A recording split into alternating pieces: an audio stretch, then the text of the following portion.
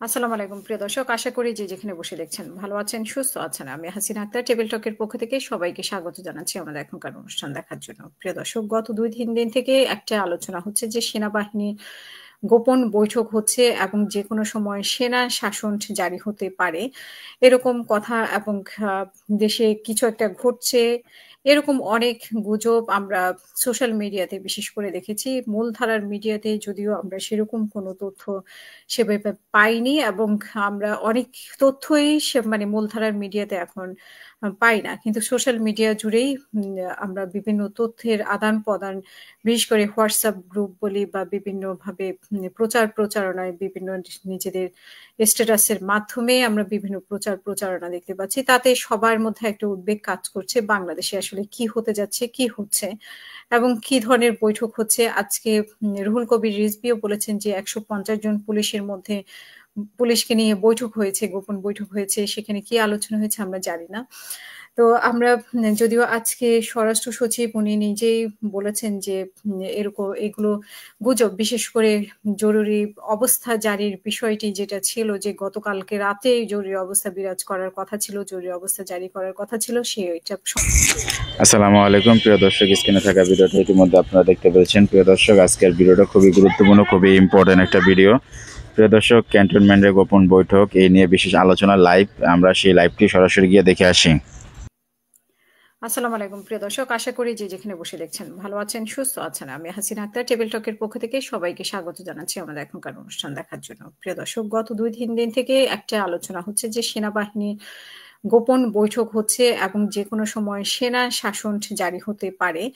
এরকম কথা এবং দেশে কিছু একটা ঘটছে, এরকম অনেক গুজব আমরা সোশ্যাল মিডিয়াতে বিশেষ করে দেখেছি। মূলধারার মিডিয়াতে যদিও আমরা সেরকম কোনো তথ্য সেভাবে পাইনি এবং আমরা অনেক তথ্যই মানে মূলধারার মিডিয়াতে এখন পাই না। কিন্তু সোশ্যাল মিডিয়া জুড়েই আমরা বিভিন্ন তথ্যের আদান-প্রদান, বিশেষ করে WhatsApp গ্রুপ বলি বা বিভিন্নভাবে প্রচারণায় বিভিন্ন নিজেদের স্ট্যাটাসের মাধ্যমে আমরা বিভিন্ন প্রচারণা দেখতে পাচ্ছি। তাতে সবার মধ্যে একটা উদ্বেগ কাজ করছে বাংলাদেশে আসলে কি হতে যাচ্ছে, কি হচ্ছে এবং কি ধরনের বৈঠক হচ্ছে। আজকে রুহুল কবির রিজভীও বলেছেন যে ১৫০ জন পুলিশের মধ্যে পুলিশকে নিয়ে বৈঠক হয়েছে, গোপন বৈঠক হয়েছে। সেখানে কি আলোচনা হয়েছে আমরা জানি না।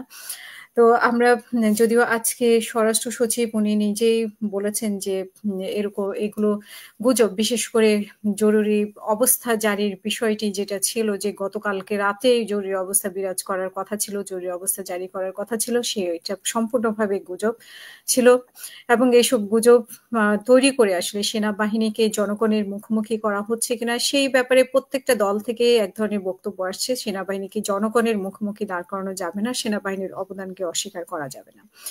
সব মিলিয়ে আমরা আলোচনা করব। আলোচনার জন্য আমার সাথে ৩ জন অতিথি উপস্থিত আছেন। আমার সাথে উপস্থিত আছেন ডক্টর মোস্তফা সারোয়ার, সাবেক ভিসি।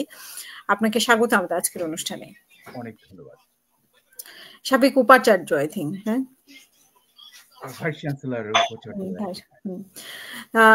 আমাদের সাথে আছেন লেফটেন্যান্ট কর্নেল মোস্তাফিজুর রহমান। আপনাকেও স্বাগত আমাদের আজকের অনুষ্ঠানে। আসসালামু আলাইকুম। আমাদের সাথে উপস্থিত আছেন ডক্টর কাজী মনিরুজ্জামান মনির, যুগ্ম আহ্বায়ক, তাঁতি দল, বিএনপি। আপনাকে স্বাগত আমাদের আজকের অনুষ্ঠানে। আসসালামু আলাইকুম, আপনাদেরকেও ধন্যবাদ।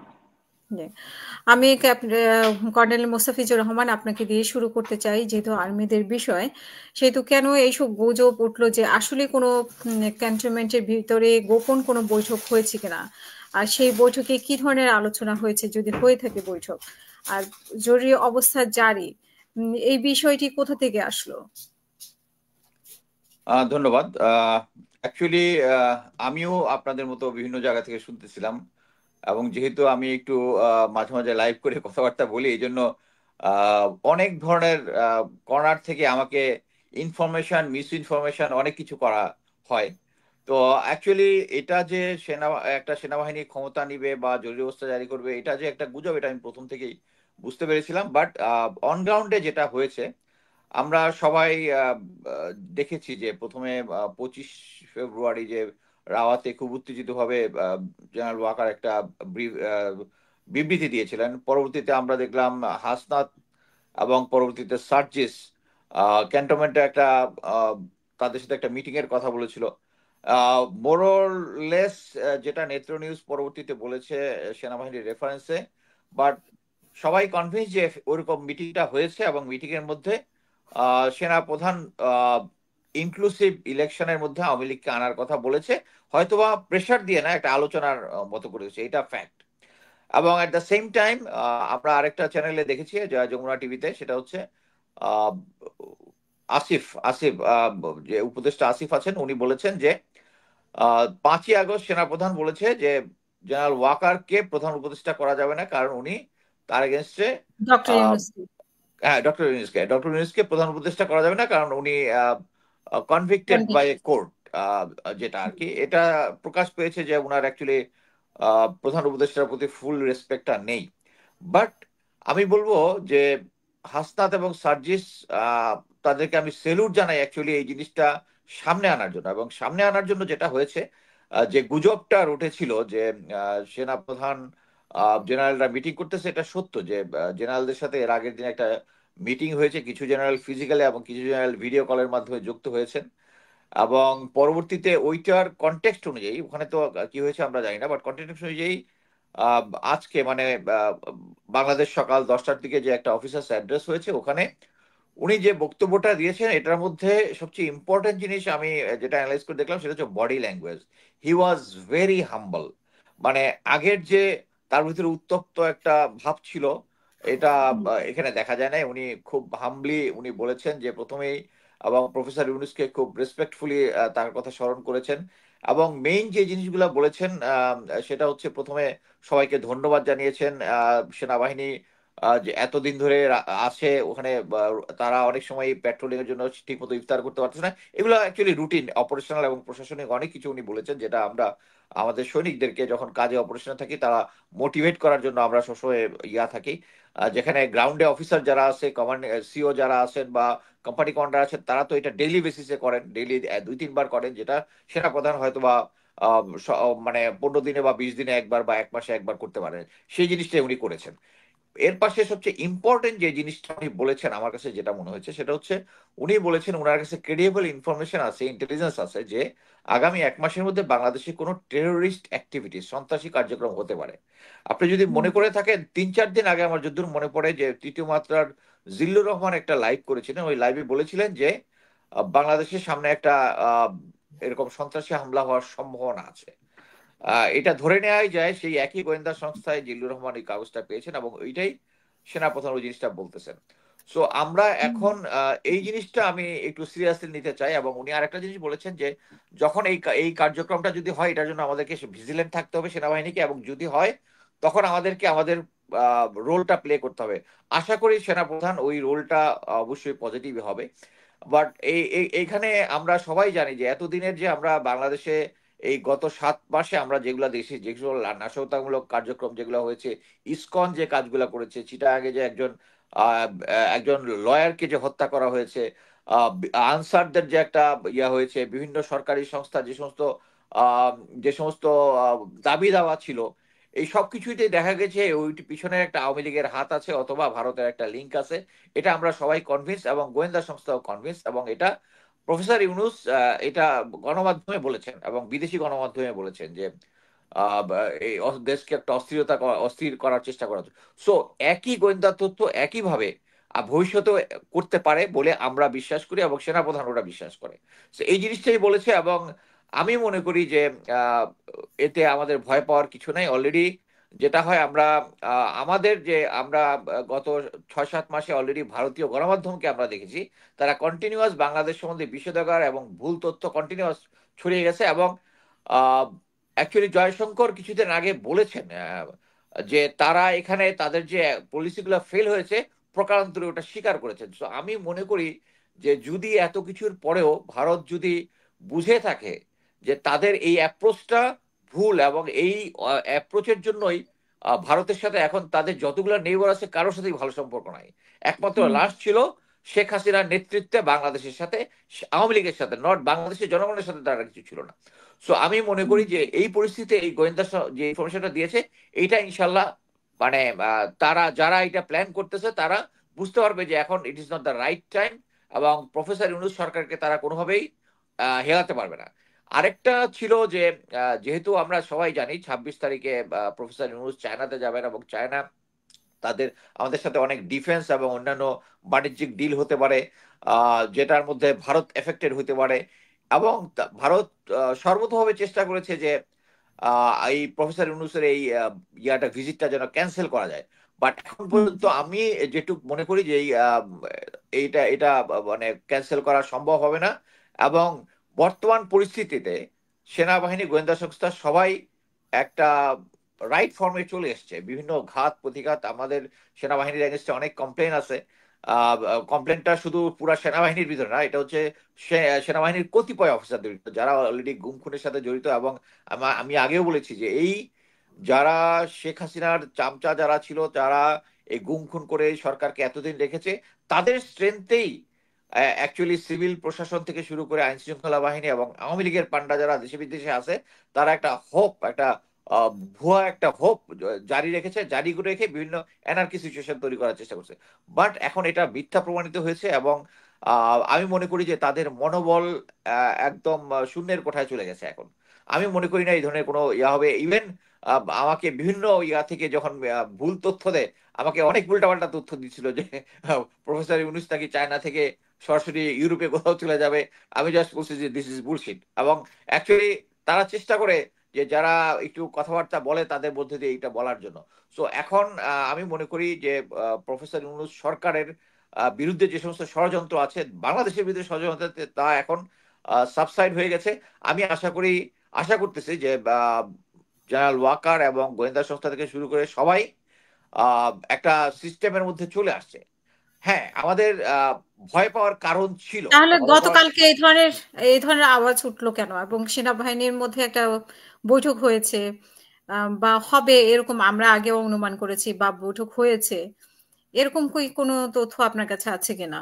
হ্যাঁ, আর আমি তো বললামই যে একটা জরুরি সেনাবাহিনীর অবস্থা জারির প্রসঙ্গটা কি আসলে পুরোটাই গুজব, নাকি এরকম কোনো আসলে প্ল্যান ছিল? না না, এটা পুরোটাই গুজব। আমি বলবো কি, এই কারণেই কারণ একটা কনফারেন্স তো হয়েছে, জেনারেলদের একটা কনফারেন্স হয়েছে, কিছু জেনারেল ফিজিক্যালি জয়েন করেছে আর কিছু কিছু জানেন? জেনারেল ভিডিও কলের মাধ্যমে কনফারেন্স। এবং ওইটার মিনিস্টার ইয়াতেই পরবর্তীতে এর পরের দিন আজকে যেটা সকালবেলা যে অ্যাড্রেসটা হয়েছে আর কি, যে অফিসারদের অ্যাড্রেস যেটা হয়েছে, এখানে ইম্পর্টেন্ট জিনিস হচ্ছে তারা যারা গুজব রটনাকারী প্লাস হচ্ছে ভারত প্লাস হচ্ছে এরা সবাই জানে। মনে করেন এখন যদি প্রফেসর জেনারেল ওয়াকার একটা কু করার চেষ্টা করে, হ্যাঁ, হুম। তাহলে কাদের দিয়ে করবে দেখেন? 9 ডিভিট জিওসি, ডিজি, বিজিবি, ঢাকার যে ব্রিগেড কমান্ডার গুলো আছে, এগুলো সব হচ্ছে আওয়ামী লীগের। আমি কিন্তু প্রতিটা ইয়াতেই মানে কনভিন্স করার চেষ্টা করছি যে এইগুলো এই আওয়ামী যারা আছে, যারা ট্রুপস কমান্ড করে। এখন মনে করেন আমি স্ট্রংলি বিশ্বাস করি এখনো 5-6 জন জেনারেল যারা আছে ঢাকাতে আছে। বা আমি বলতে পারি জেনারেল মাইনুরের কথা বলতে পারি, জেনারেল ফয়েজের কথা বলতে পারি, জেনারেল কামরুলের কথা বলতে পারি, যারা লর্ড অফ আরো অনেক জেনারেল আছে। বাট তারা কেউই ঢাকাতে থাকলে তাদের আন্ডারে কোনো ট্রুপস নাই তাদের। সো একটা হুম। কু যদি হয়, কে ঠেকাবে? বাট ঠেকানোর হুম। মতো যারা আছে তারা সবাই হচ্ছে আওয়ামী লীগের। এইটাই হচ্ছে র। এবং যারা এই যারা এই ধরনের একটা সিচুয়েশন তৈরি করে তাদের একটা স্ট্রেংথ। বাট বর্তমানে হচ্ছে তারা এইটুক বুঝে গেছে যে তারা যদি কোনো এই ধরনের কোনো পদক্ষেপ নাই। পদক্ষেপ নেয়, তাহলে জনগণ এবং সেনাবাহিনীর মূল অংশটা এটাতে সাপোর্ট দিবে না। এই কারণেই তারা এটা করতেছে না। কিন্তু তারা কিন্তু স্ট্যান্ড বাই। আমি প্রতিটা ইয়াতে এই জিনিসটাই বলেছি যে যারা ট্রুপস কমান্ড করে দে আর অল আওয়ামী লীগার। ঢাকা এবং হুম। আশেপাশে যে ঢাকা হচ্ছে সেন্টার অফ গ্র্যাভিটি, এটা কন্ট্রোল করার জন্য যারা আছে, যারা কমান্ডে আছে, সব আওয়ামী লীগার। এবং এদেরকে জেনারেল ওয়াকার সরাচ্ছে না। বাট এখন পরিস্থিতি এমন হয়েছে যেটা আমি মনে করি না সেনাবাহিনীর ক্ষমতা দখল করা বা কু করা বা জরুরি অবস্থা গ্রহণ করা এরকম কোনো সিচুয়েশন আছে। এবং জেনারেল ওয়াকারের একটাই পজিটিভ দিক, উনি রক্তপাত চায় না, এটা আমি বিশ্বাস করি। কিন্তু আওয়ামী লীগের কথায় উনি চলতেছে, এটাও আমি বিশ্বাস করি। ধন্যবাদ। কিন্তু উনি সুযোগ যদি থাকতো, যেমন ওনার 5ই আগস্টে যে ঘটনা ঘটেছে, বা 3 আগস্টে যে মিটিংটা হয়েছে, সেই মিটিং থেকে উনি বুঝে গেছে যে মানে আর্মির মধ্যেই ভাগ। এক্স্যাক্টলি, এখনো এক্স্যাক্টলি। কি সেইটাই, যে আর্মির মধ্যে ভাগ দেখে ওনার কোনো পজিটিভ চিন্তা করার সমস্যা, ওনার সেখান থেকে কারেক্ট। সিদ্ধান্ত নেওয়া? এইটাই আমি এতক্ষণ বললাম। আপনি আপনি জিনিসটা দেখেন যে প্রথমে 3 তারিখে যে অফিসারদের সাথে অ্যাড্রেসটা হয়েছিল, অ্যাড্রেসে কিন্তু প্রথম 15 মিনিট কিন্তু ওই বিপ্লবীদেরকে, যারা বিপ্লব করে তাদেরকে সে দুষ্কৃতিকারী হিসাবে বলেছিল। এটার মানে পুরা কনভারসেশনটা আমার ফেসবুকে আছে, যে ওখানে তিনি দুষ্কৃতকারী বলেছিলেন, তার 15 মিনিট পরে যখন অফিসাররা কথা বলা শুরু করেছে তখন এই পাঁচটা বুঝে ফেলছে। বাট এই পাঁচটা বুঝে ফেলার পরে ওনার মাইন্ড সেট আপ কিন্তু চেঞ্জ হয় নাই। কি জন্য? কারণ এই যে সার্জিসের সাথে বা হাসনাত আব্দুলের সাথে উনি বলেছেন আওয়ামী লীগকে নিয়ে আসার ব্যাপারে সে কথাবার্তা বলেছেন, তার মানে হচ্ছে তার ব্রেনের মধ্যে এখন আওয়ামী লীগ। এবং ওই উপদেষ্টা আসিফ যে কথাটা বলেছে, যে প্রথম দিনই সে 5 তারিখে সেনাপ্রধান বলেছে যে প্রফেসর ইউনূস একজন কনভিক্টেড, আদালত দ্বারা কনভিক্টেড একজন লোক হইতে পারে না। একটা নোবেল লরিয়েট, যে ভালোভাবেই আমরা সবাই জানি, আন্তর্জাতিকভাবে জানে যে এই লোকটা কে আওয়ামী লীগ সরকার অন্যায়ভাবে এই মানে আদালতে হাজির করেছে, তাকে 8 তালা না কয়তালা মানে সিস্টেম করে দিয়া লিফটে না উঠে হেঁটে উঠার চেষ্টা করে, তাকে কষ্ট। এই জিনিসটা তো প্রফেসর ইউনূস বিশ্বাস করেন, সরি জেনারেল ওয়াকার বিশ্বাস করেন না। উনি এখনো প্রফেসর ইউনূসকে কয়েকদিন আগ পর্যন্ত 5 তারিখ পর্যন্ত উনি তাকে মানে তাচ্ছিল্য ভাবে প্রফেসর ইউনূসের নাম নিয়েছেন। আর এখন এই যে আজকে যে দরবারটা নিয়ে এখানে উনি রেসপেক্টের সাথে কথা বলেছেন, ওনার সিচুয়েশন চেঞ্জ হয়েছে পরিস্থিতির জন্য, আর কোনো কিছুর জন্য না। I don't give him much credit for that. আমরা যেহেতু ইউনাইটেড আছি এই সিচুয়েশনটার এগেনস্টে, ছাত্ররা যেহেতু বোল্ড স্ট্যান্ডে আছে, এই কারণেই উনি এই ধরনের কোনো পদক্ষেপ নেবেন না বলে আমি বিশ্বাস করি। অনেক ধন্যবাদ। আমি ডক্টর মোস্তফা সরওয়ার আপনার কাছেও শুনতে চাইবো যে ডক্টর ইউনূসের ব্যাপারে তিনি আপত্তি করেছেন, তারপরে আমরা সজীব ভুঁইয়ার আসিফ মাহমুদ সজীব ভুঁইয়ার বক্তব্যে আমরা যেটা দেখেছি, এবং এখন যে কথাগুলো আসছে সেটাতে উনি হয়তো সুবিধা করতে পারছেন না বলেই উনি মানে ওনার যে কোনো সিদ্ধান্ত সবার উপর চাপিয়ে দেওয়া সম্ভব না বলেই উনি সিদ্ধান্তটা নেওয়াটা মানে কঠিন হচ্ছে। তো এই মোতাবেক আমরা জানি যে উনি বা মানে সরকারের মধ্যে যারা আছে তারা অনেকেই কিন্তু আওয়ামী লীগকে পুনর্বাসন করতে চাচ্ছে বা নির্বাচনী ইনক্লুসিভ নির্বাচনের নামে নির্বাচনে আনতে চাচ্ছে, কিন্তু সম্ভব হচ্ছে না। শুধুমাত্র আসলে সবাই এখন একমত হয়েছে যে আওয়ামী লীগকে মানে নির্বাচনে, যদিও একমত হয়েছে বলবো কিভাবে, ডক্টর ইউনূস নিজেই বলেছে যে আওয়ামী লীগকে নিষিদ্ধ করা সম্ভব না, কিন্তু নির্বাচনের ব্যাপারেও কিন্তু উনি কয়েকদিন আগেই বলেছেন যে আওয়ামী লীগ নির্বাচনে আসতে চাইলে আওয়ামী লীগ সিদ্ধান্ত নেবে। তো সেই পরিস্থিতিতে আমরা আসলে কি মনে করতে পারি? একেবারে নির্দোষ মনে করতে পারি জেনারেল ওয়াকারকে বা আওয়ামী লীগের যারা দোষর আছে তাদেরকে, তারা যে কিছুই করছে না, এরকম কি আমরা মনে করতে পারি কেন? ধন্যবাদ। আপনার প্রশ্নটা এই সময়ের উপযোগী হয়েছে। বর্তমানে বাংলাদেশে যা চলছে তাতে এটা আমাদের সবার মনেই একটা প্রশ্নবিদ্ধ জিনিস। আপনি একটা লক্ষ্য করে দেখবেন যে জেনারেল ওয়াকার, তার সম্পর্কে আমরা প্রথম কি শুনতে পেলাম যে উনি 3রা অগাস্ট এবং পরে যে উনি মিটিং ডাকলেন ক্যান্টনমেন্টের ভেতরে, সেখানে কিন্তু উনি ডক্টর শফিকুর রহমান, যিনি হলেন জামাত ইসলামীর আমির মানে প্রেসিডেন্ট, ওনাকে উনি খুব ভালোভাবে শ্রদ্ধা ভরে ওখানে নিলেন, এবং উনি কিন্তু one of the first political leaders to be there. তাহলে এবং তখন আমরা শুনতে পেলাম যে জেনারেল ওয়াকার নাকি জামাত ইসলামী, এটাই আমরা শুনলাম।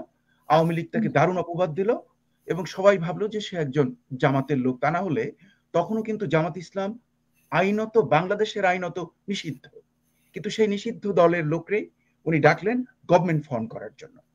এখন আমি শুনছি যে জেনারেল ওয়াকার হলেন ভারতের দালাল, আওয়ামী লীগের দালাল। কাজে এই যে কথাগুলো, এই কথাগুলোর আদৌ কোনো মূল্য আছে বলে আমার কাছে মনে হয় না।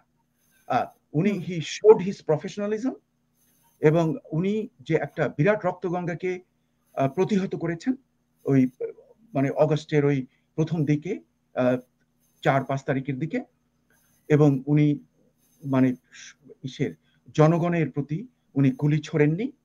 এবং এটা কিন্তু মোটামুটি এখন কনফার্মড যে যে বন্দুকগুলো, যেটা বোধহয় 7.5 বোরে যে বুলেটগুলো, সেগুলো আসছে অন্যান্য যে বাহিনীগুলোকে হাসিনার স্বৈরাচারী সরকার যে বুলেটগুলো দিয়েছিল, সেই বুলেটগুলোই আমরা দেখছি যে আমাদের অতি প্রিয় যারা মানে যে আমাদের ছাত্র জনতা যারা নিহত হয়েছে, মানে এটা যে কত বড় দুঃখজনক। হ্যাঁ, এখনো আমার মানে একথা মনে হলে আমার সমস্ত শরীর কেঁপে ওঠে যে এতগুলো প্রাণ ঝরে গেল।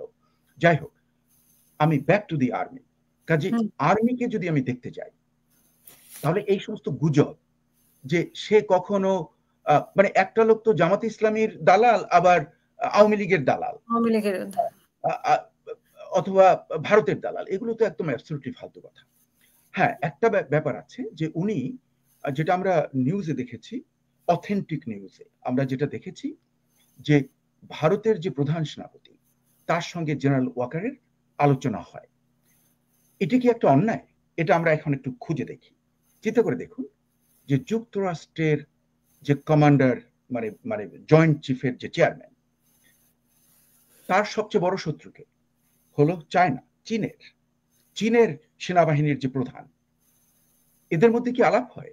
রেগুলার আলাপ হয়। আপনারা অবাক হবেন যে তাদের সঙ্গে কিন্তু রেড লাইনও আছে, যেখানে তারা সরাসরি আলাপ করতে পারে। এটা কিন্তু পৃথিবীর একটা নর্ম যে হ্যাঁ, আমার এনিমি, আমি এর সঙ্গেই ফাইনালি যুদ্ধ করব, কিন্তু অকারণে আমি যাতে যুদ্ধে জড়িয়ে না পড়ি। এই জন্য কিন্তু সামরিক বাহিনীর যে ঊর্ধ্বতন কর্তৃপক্ষ, তাদের মধ্যে কিন্তু মিউচুয়াল রিলেশনশিপ আছে, তারা আলোচনা করে। এমনকি তারা কিন্তু একজন আরেকজনকে মেরে ফেলবে ফিল্ডে, কিন্তু তাদের মধ্যে একটা আলোচনা আছে। এটা একটা সভ্য জগতের নর্ম। কাজে জেনারেল ওয়াকার যদি ভারতের প্রধান সেনাপতির সঙ্গে উনি আলাপ করে থাকেন, হ্যাঁ, এবং আমাদের একটা ক্রান্তিকালে, সেটাকে আমি খুব একটা মানে আমি সাধারণ ভাববো, কারণ এটাই কিন্তু সভ্য জগতের নর্ম। হ্যাঁ, আচ্ছা, যাই হোক, এখন সেটাকে নিয়ে তো ওনাকে কেউ জিজ্ঞাসাবাদ করেনি, বা উনিও ওনার পক্ষ থেকে আলোচনা হচ্ছে।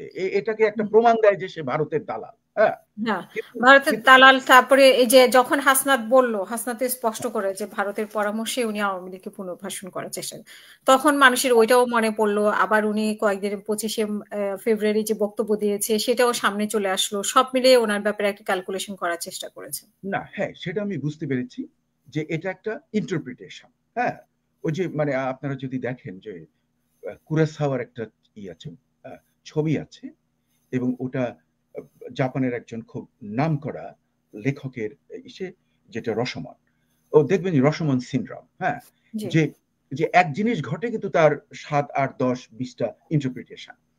কাজে এই যে ইন্টারপ্রিটেশনের উপরে আমরা নির্ভর করব না। তবে একটা জিনিস, যে আমাদের দেশের স্বাধীনতা এবং সার্বভৌমত্বের রক্ষা কবচ হলো আমাদের সামরিক বাহিনী। একে প্রশ্নবিদ্ধ করা কিংবা এদের বিরুদ্ধে ফালতু কথাবার্তা বলা, হ্যাঁ, এটা আমি মনে করি যে আমাদের নিজেদেরকে ক্ষতি করা, এবং সামরিক বাহিনীর ভেতরে বিভেদ সৃষ্টি করা, এবং একটা গৃহযুদ্ধের দিকে ঠেলে দেওয়ার জন্য বিভিন্ন রকমের মানে রিউমার এবং এগুলোকে মঙ্গারিং করা। তাতে হচ্ছে কি, চিন্তা করে দেখুন, যদি বাংলাদেশে সত্যিকার মানে গৃহযুদ্ধ হয়, আর্মি বিভক্ত হয়ে যায়, এবং এটার জন্য যারা উস্কানি দিচ্ছে, হ্যাঁ, সেটা কারা দিচ্ছে? আমরা তো দেখছি সেখানে সব বিভিন্ন গ্রুপ তারা দিচ্ছে। ভারত থেকে ইনস্টিগেশন রয়েছে, আমাদের যারা নিজেদের লোকজন তাদের ভেতর থেকে ইনস্টিগেশন আছে। যেমন হাসনাতের বক্তব্য ইজ নট রাইট। হ্যাঁ, এটাকে আমি কন্ডেম করব কঠোর ভাষায়। এইসব করে এরা করছে কি?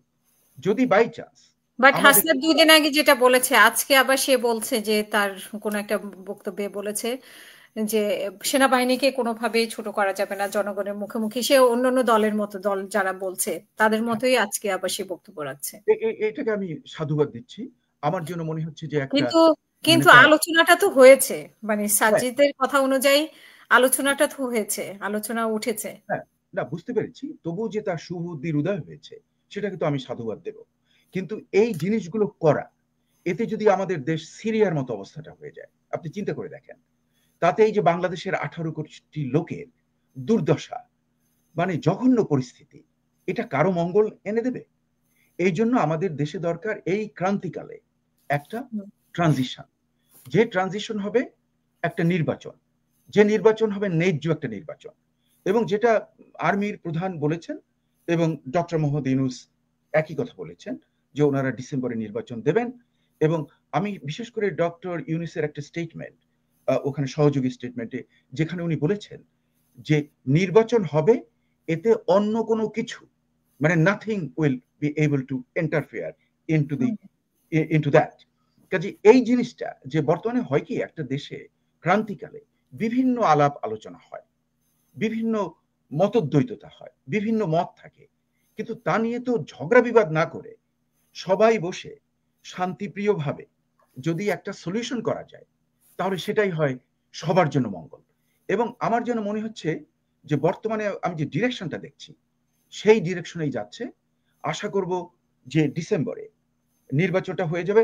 আপনি লক্ষ্য করে দেখুন যে আমি বিএনপির বিভিন্ন নেতাদের আমি কিন্তু লক্ষ্য করছিলাম তাদের স্টেটমেন্টগুলো, প্রত্যেকটা স্টেটমেন্ট মানে এর তারেক জিয়ারটা দেখলাম, আমি রিজভিরটা দেখলাম, তারপরে মির্জারটা দেখলাম।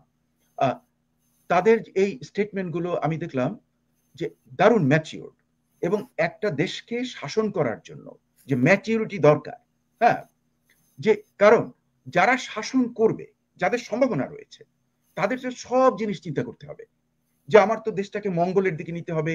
মারামারি, ঝগড়া, মবক্রেসি করা, এটা তো তাদের পক্ষে গ্রহণ করাটা ঠিক হবে কিন্তু না। আপনি যে বলছেন নির্বাচনের কথা বলছে, নির্বাচন ডক্টর ইউনূস বলছে বা বিএনপিও বলছে, কিন্তু ছাত্ররা তো বলছে না। ছাত্ররা তো বলছে যে এখনো বলছে স্থানীয় নির্বাচন, গণপরিষদ, তারপরে সেকেন্ড রিপাবলিক, এগুলো তো তাদের মানে আজকে বা না, গতকালকেও মনে হয় নাসিরউদ্দিন পাটোয়ারি বলতেছিলেন আসেন স্যার, সাহস থাকলে স্থানীয় নির্বাচনে আসেন, স্থানীয় নির্বাচন আগে না, হোক, এগুলো এটাকে আমি বলছে।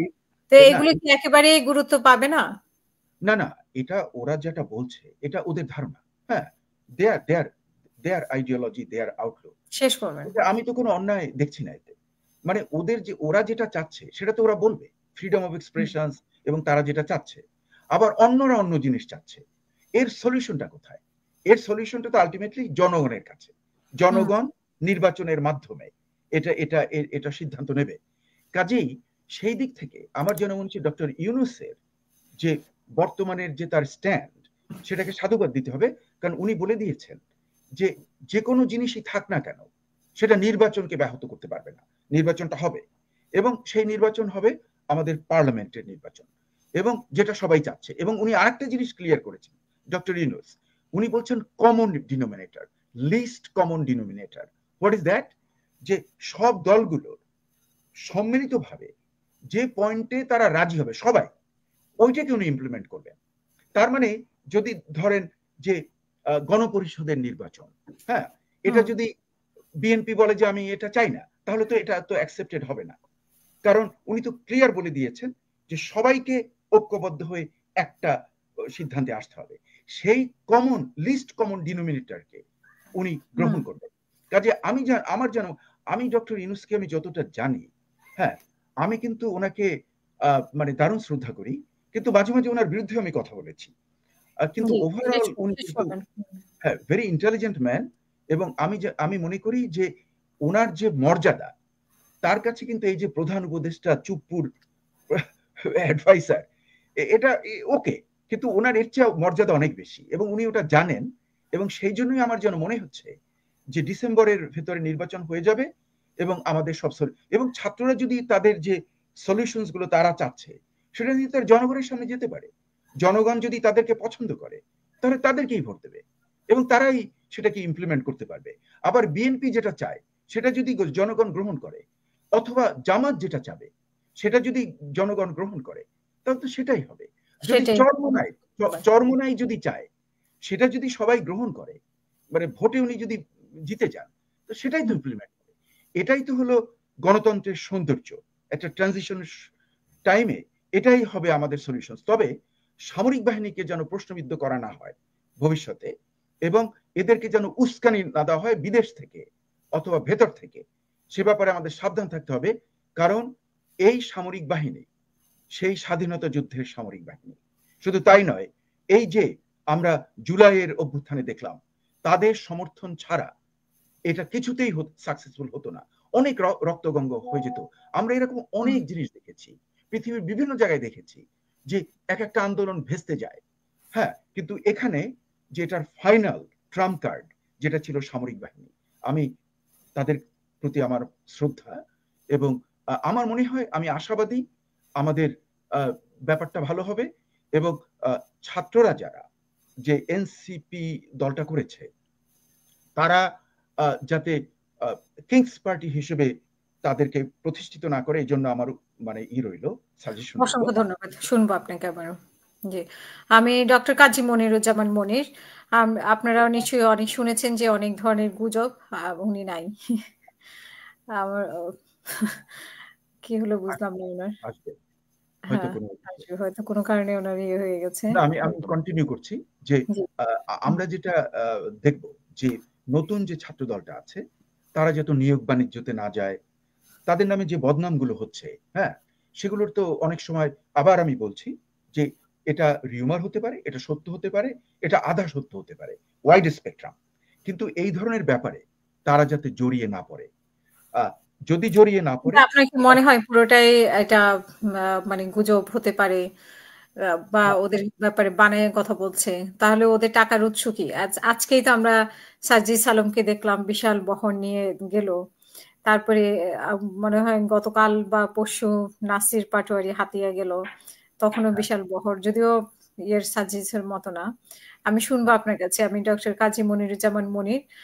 এই যে গুজবের শহর হয়ে গেছে 2 দিন, এই গুজবের কারখানাটা কোথা থেকে আসলে শুরু হয়েছে, কোথায় গিয়ে এখন শেষ হয়েছে কিনা সেটাও, কারণ সবারই একটা উদ্বেগ কাজ করছে দেশের বাইরে থেকে যে বাংলাদেশে কি হচ্ছে। 5 জুলাই আগস্টে যেরকম এক ধরনের উদ্বেগ কাজ করছিল বাইরে থেকে, ঠিক সেরকমই একটা রটে গেছে অনেক কিছুই। তো আপনার কাছে শুনতে চাই যে এসবের গুজবের কারণ কি বলে আপনি মনে করেন, এবং আদৌ শেষ হয়েছে কিনা বাংলাদেশের পরিস্থিতি কি এখন? জি, ধন্যবাদ আপনাকে আপনার জনপ্রিয় টেবিল টক ইউকেতে আমাকে আমন্ত্রণ করার জন্য। আমি আসলে সবসময় একজন রাজপথে থাকা মানুষ, এবং বিশেষ করে ন্যায়ের পথে সবসময় লড়ে যাচ্ছি দীর্ঘদিন, এরশাদের সময়ও এবং এই 14-15 বছর, এমনকি 1/11-এর সময়ও। তাই আমার কাছে যে বিষয়টি স্পষ্ট হয়েছে যে আমি প্রতিদিন এই ছাত্র এবং জনতার আন্দোলনের সময় ছিলাম, এবং আমার ছেলেকে নিয়ে যেতাম। আমাদের নেতা ভারপ্রাপ্ত চেয়ারম্যান মহোদয় তারেক রহমান সাহেবের নির্দেশ ছিল আমাদের উপরে যে আমরা যাতে ভিডিও না করি, আমরা যাতে সামনের সারিতে না থাকি, আমরা যাতে ছবি পোস্ট না করি। যার কারণে আমাদের যেহেতু 65 লক্ষ লোকের নামে মামলা ছিল, সাজা হওয়া শুরু হয়ে গিয়েছিল, আমাদের পিঠ দেয়ালে ঠেকে গিয়েছিল।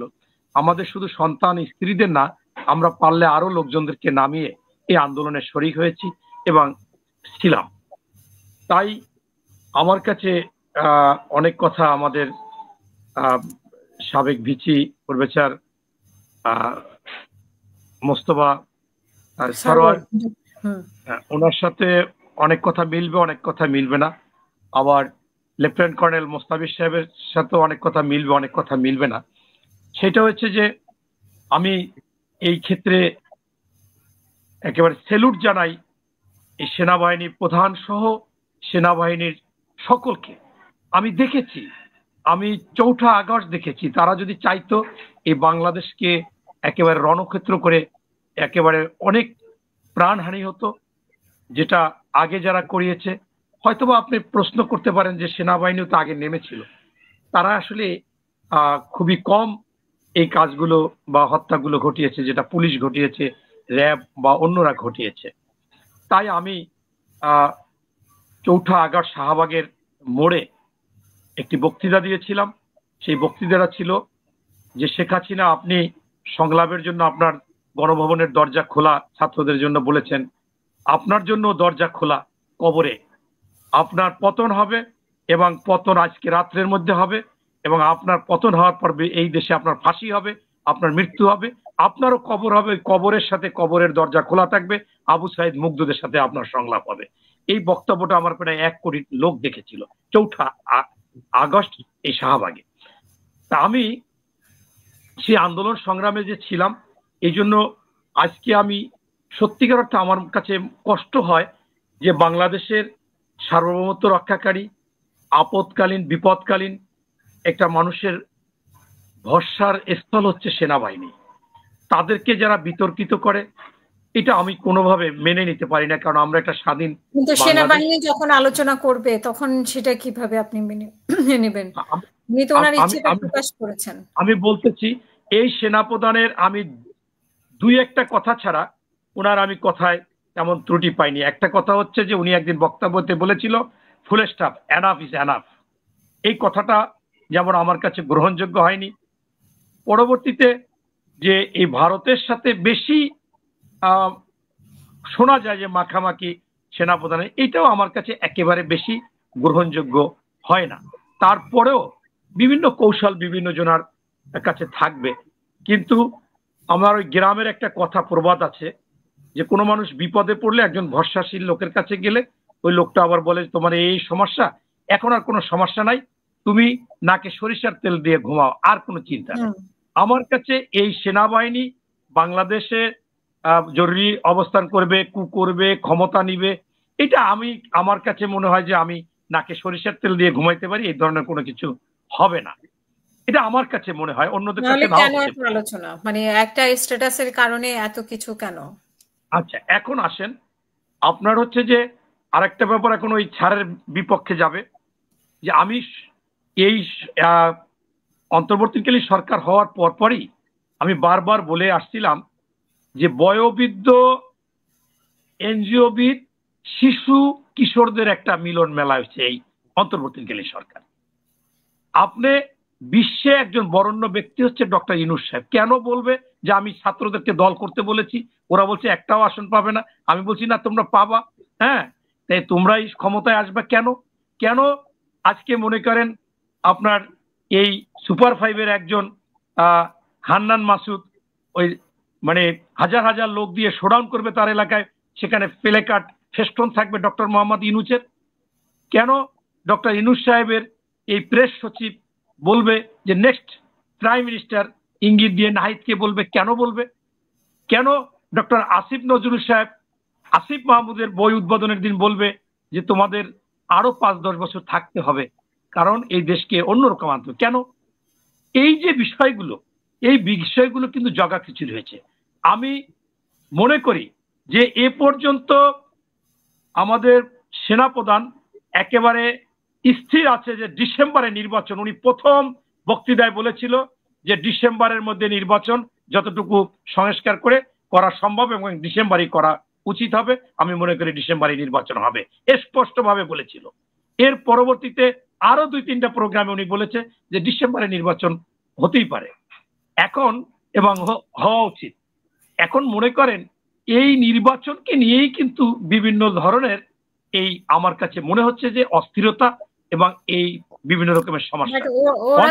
ওরা তো বিভিন্ন ধরনের নির্বাচন চাচ্ছে, মানে গণপরিষদ চাচ্ছে, তারপরে আবার স্থানীয় নির্বাচন চাচ্ছে, মানে অনেক কিছু ইয়ে আছে তাদের। ওই যে বললাম বয়োবৃদ্ধ, এরপর ওই এটা কিশোরদের খেলা, টকশোতে এসে বলে যে 17 বছরের লোক ভোটার করতে হবে, তারা নির্বাচন করতে পারবে। ওই ওদের লোক এসে বলেছে সুপার ফাইভের 16 বছর, এই যে 2 দিন আগে তারা একটা মানে কি যেন একটা সেমিনার, এখন তো 16 বছর, ওই সময় বলেছে। তাহলে আমি যদি আপা বেয়াদবি মাফ করবেন, অনেকে খারাপ দৃষ্টিতে নিতে পারে, 6 বছরের শিশুও তো নিহত হয়েছে। এখন আমি যদি ওদের বলি যে বাবারা এই 6 বছরের শিশু দিয়ে তাদেরকে ঘর সংসার বাইরে দাও, দেখো বাচ্চা টাচ্চা হয় কিনা, এটা একটা অভিজ্ঞতা, একটা ভিন্ন জিনিস। আপনার হচ্ছে যে রাজনীতি আর ছাত্রদের আন্দোলন, আমি অনেকদিন আগে থাকতেই বলেছি যে ওরা দল করবে, আমি বুঝেছি, আমি বক্তব্য দিয়েছি, আপনার এখানে দিয়েছি। আপনি দেখেন যে 1952 সালে তো যারা শহীদ হয়েছে আহত হয়নি, তারা কি কোনো লোভ করেছে যে বিনিময় কিছু দিতে হবে? 1971 সালে লক্ষ লক্ষ লোক শহীদ হয়েছে, সেখানে আমাদের শহীদ প্রেসিডেন্ট জিয়াউর রহমান, তিনি স্বাধীনতার ঘোষণা দিয়ে রণাঙ্গনে যুদ্ধ করেছে এবং সেক্টর কমান্ডার ছিল, জেড ফোর্স অধিনায়ক ছিল, যুদ্ধ করে সে ব্যারাকে ফিরে গিয়েছে, স্বাধীন বাংলাদেশের রাষ্ট্রপতি তাকে ডেকে সর্বোচ্চ খেতাব, বীরুত্তম খেতাব দিয়েছে। উনি কি কিছু চেয়েছে? নির্লোভ নিঃস্বার্থ ছিলেন। 90-এর আন্দোলনে আমরা করেছি, জেল খেটেছি, রাবার বুলেট বিদ্ধ হয়েছি, এর চাইতে বেশি লোক শহীদ হয়েছে, আপনি বিশ্বাস করবেন না। আমার উপরে 7টা লাশ পড়ে আছে এই বাইতুল মোকাররমে, ম্যাডাম চলে গেছে, মাঝামাঝি সময় গুলি দিচ্ছে বিডিআর, গুলি দিয়ে আমাদেরকে। মনির ভাই একটা প্রশ্ন করবো, এই যে ছাত্ররা বলেছে 16 বছরের দিতে হবে, মানে ভোটাধিকার দিতে হবে, এটা রাজনৈতিক চাওয়া, এটা আমি সমর্থন করি না। But at the same time আপনি এটা বিরুদ্ধে বললেন, কিন্তু সেনাপ্রধান যে রাজনৈতিক বক্তব্য দেওয়া, ভোট কবে হবে, এটা যে তার জুরিসডিকশন না, জুরিসডিকশনের বাইরে এসে কথা বলতেছেন, এটা আপনার কাছে মানে ভুল মনে হচ্ছে না কেন? ধন্যবাদ। আপনার হচ্ছে যে আমি একটু ওইটা শেষ করে দিই, তারপরে এখন হচ্ছে যে এইটা ওদের মধ্যে লোভ ঢুকে গেছে এবং ওরা যে পরিমাণ সাহায্য সহযোগিতা পাচ্ছে টকশোতে এসে ভ্যাবাচাবা দিয়ে যায়, মানে আমাদের গ্রামে বলে ভ্যাবাচাবা, মানে ওদের যখন জিজ্ঞাসা করে যে তোমাদের এত অর্থ আসলো কত, তখন ওরা বলে যে আমরা সঞ্চয় দিই। আর জামাত এয়ানত দেয় সেই 5 টাকা 10 টাকা 20 টাকা, তোমরা এখনো এয়ানত দেও না কেউ, তোমাদের টিউশনি ছিল, তোমরা কিভাবে আসছো কিভাবে কি তোমাদেরই লাইফ স্টাইল। ওই হাসনাত আব্দুল্লাহ যে বাসায় ভাড়া থাকতো, ভাড়া দিতে পারেন, আমার ভিডিও আছে, সে বলছে আপনি কম্পিউটারে কাজ করেন, আমার কম্পিউটার আছে, আপনি এরকম করেন থাকেন, ভাড়া দিচ্ছেন না। হ্যাঁ, শুনলাম যেন 17 মাস ভাড়া দেয় না। এই সার্জিদ বলছে টিউশনি করে, আর আজকে তাদের গাড়ি ভরে 100 গাড়ি নিয়ে যায়, গাড়ির পর গাড়ি গাড়ির পর গাড়ি। কি অবস্থা! এখন আপনি যেটা বলেছেন সেটা হচ্ছে যে আমি কেন বলেছি যে সিচুয়েশনটা ছিল, আমি 14 বছর বাসায় ঘুমাতে পারিনি। আমি মনে করেন এখনো অনেক সময় ওই রাত্র 12টার সময় একটু শুইলে হঠাৎ করে কেউ কলিং বেল দিলে, মুদি দোকানদার মাল নিয়ে আসছে, সেদিন আমি লাফ দিয়ে উঠছি, আমি মনে করছি পুলিশ আসছে। এত নির্যাতন, এত অত্যাচার, এত কিছুর পরে যে বিষয়টা আমার কাছে ভালো লেগেছে যে এই সেনাপ্রধানের বদৌলতেই এত সহজভাবে এই আন্দোলনটা হয়েছে, যেখানে আমরা 14-15 বছর আন্দোলন করেও কোনো সুবিধা নিতে পারিনি। যখন এরশাদের সময়ও নুরুদ্দিন সাহেব যখন সে এরশাদকে বলেছে যে আমাদের দ্বারা সম্ভব না, আমরা আর গুলি চালাতে পারবো না, তখনই কিন্তু আমরা সেই আন্দোলনে জয়লাভ করেছি। কিন্তু তাই বলে তো সেনাপ্রধানের ভালো দিক আছে, খারাপ দিকটাও তো আমাদেরকে বলতে হবে। ভালো দিকটা আমরা যেটা বলবো যে ভালো দিকটা কি, মানে ওরা তো নিরুপায়, উনি তো আর নিজেদের মধ্যে যুদ্ধ বাঁধাবেন না, সেনাবাহিনীর মধ্যে সেনাবাহিনীর যুদ্ধ বাঁধাবেন না। আর ওনার যদি অর্ডার কেউ না মানে, তখন যদি তো সেক্ষেত্রে তো সেটাও করা সম্ভব ছিল না ওনার। 5ই আগস্টে ওনার বিকল্প কোনো সুযোগ ছিল না হয়তো, সেজন্য। উনি হাসনাত সাজিদের সাথে যে কথা বলেছে একই কিন্তু কথা, দুজনের কথা কিন্তু সারমর্ম একই দাঁড়ায় যে উনি বলেছেন। এখন হচ্ছে কি, তর্কে গেলে তো অনেক কিছু। এখন আমার ভাইয়ের প্রশ্নটার উত্তর আমি বলছি যে যেহেতু উনি একটা দায়িত্ব পালন করেছে, সেই জন্য উনি মনে করতেছে যে এই ধরনের একটা সাজেশন দিচ্ছে যে এটা হলে ভালো হয় মোস্তাফিজ, এটা আমার কাছে মনে হয়। তবে আপনাকে একটা বলি, সোজা বাংলায় এরকম একটা কথা আছে যে চোর ধরা পড়েছে, ধরেছেন মোস্তাফিজ ভাই। এখন মোস্তাফিজ ভাই প্রশাসনের কাছে দিবে, আর নতুবা মোস্তাফিজ ভাই যদি একটু কোনো সুযোগ সুবিধা নিতে চায় তা নিয়ে ছেড়েও দিতে পারে। আজকে যারা ছাত্ররা তারা আসলো আন্দোলন করতে, সেখানে আমার গরিব দুঃখী মেহনতি মানুষ, রিক্সা চালক, ভ্যান চালক, সাধারণ দোকানদার, সাধারণ মা, তারা গিয়ে তাদেরকে পানি দিল, তাদেরকে নাস্তা দিল, তাদের পড়াটা কিনে দিল আন্দোলনে, যে তারা একটা নিঃস্বার্থভাবে দেশের জন্য ভালো কাজ করবে। কিন্তু তাদের মধ্যে এখন লোভ ঢুকে যাওয়ার কারণে তারা গেছে এখন ক্ষমতায় আসবে, ক্ষমতা মানে এটা চুরি, এখন কি এমনি এমনি তারা আসতে চাচ্ছে। সেই সুযোগে সেনাপ্রধান চিন্তা করছে যে আমি জানি না, এটা তো এখন দুই ধরনের কথা, হাসনাত এক ধরনের কথা বলতেছে, সার্জিদ এক ধরনের কথা বলতেছে, সেইখানে ধরেই নিলাম যে ওরা আসলে চুরি করতে গেছে। এখন চুরি করতে গেছে, ধরা পড়ছে, ধরা পড়ার পরে উনি দিয়ে দিতে পারে আইনের হাতে, নতুবা চিন্তা করলো যে ঠিক আছে তোমরা আওয়ামী লীগকেও পুনর্বাসন করো, কিছু ভাগাভাগি করো। এটা আসলে বলার কথা না, তারপরও আমি ধরে নিলাম যে এই সুবিধা উনি সুযোগটা কাজে লাগাইতে পারে। কারণ আফটার অল তো সেনাপ্রধান আওয়ামী লীগের সময় তাকে নিয়োগ দিছে, মইউ আহমেদের মতো এত বেইমান না, উনি হয়তোবা ওনাকে বাঁচিয়ে দিয়েছে, এটা কিন্তু বেইমানি করে নাই, ওনাকে বাঁচিয়ে দিয়েছে, ওই দেশে পাঠিয়ে দিয়েছে, উনি নাকি আত্মীয় হয়, এবং সেই সময় যেহেতু নিয়োগ ওনাকে দিয়েছে, সেই অনেক কারণবশত এরকম কিছু চিন্তা ভাবনা আসতে পারে। তবে আমি বলতে চাচ্ছি যে উনি বোঝা কি যেন বলতে চাচ্ছে মোস্তাফিজ ভাই। আপনি মিউট করা কর্নেল মোস্তাফিজ, আপনি মিউট করা। মনির ভাই, আপনি কনফার্ম না যে সেনাপ্রধান যে আত্মীয় কিনা, তাই কনফার্ম না, তাই তো? না, আমি কনফার্ম না, শুনেছি, দেখেছি, আমি তো আসলে একেবারে লেখালেখি জাস্ট ফর দ্য নোট যে আপনি কনফার্ম না। থ্যাংক ইউ, কন্টিনিউ করেন। জি জি, আমি সেই জন্য বলেছি যে উনি যেহেতু আত্মীয়র কথা শুনি, উনি যেহেতু ওই সময় নিয়োগ পেয়েছে, উনি যেহেতু আশীর্বাদ পুষ্ট শেখ হাসিনার, শেখ রেহেনার, সেক্ষেত্রে মনে করেন উনি এরকম একটা প্রস্তাব ওই সুযোগে দিতেই পারে যে তোমরা যেহেতু তোমরা ক্ষমতায় আসতে চাও, তোমরা যেহেতু সরকার গঠন করতে চাও, তোমরা দেখতেছি যে তোমরা এই প্রস্তাবের সাথে বিএনপিরও মিলে গেছে, এই জন্য বিএনপিও হ্যাপি, এরকম কিছু না। আমি শোনেন, আমি মাঠের মানুষ, এই কালকে যাব 12 দিন থাকবো এলাকায়। আমি মাঠে মনে করি যে আমাদের তারেক রহমান সাহেব যেদিন বাংলাদেশে আসবে, ওই যে এই দখল, বাজার দখল, ঘাট দখল, সন্ত্রাসী কার্যকলাপ ফুল স্টপ হয়ে যাবে এবং প্রত্যেকটা লোক পালিয়ে যাবে।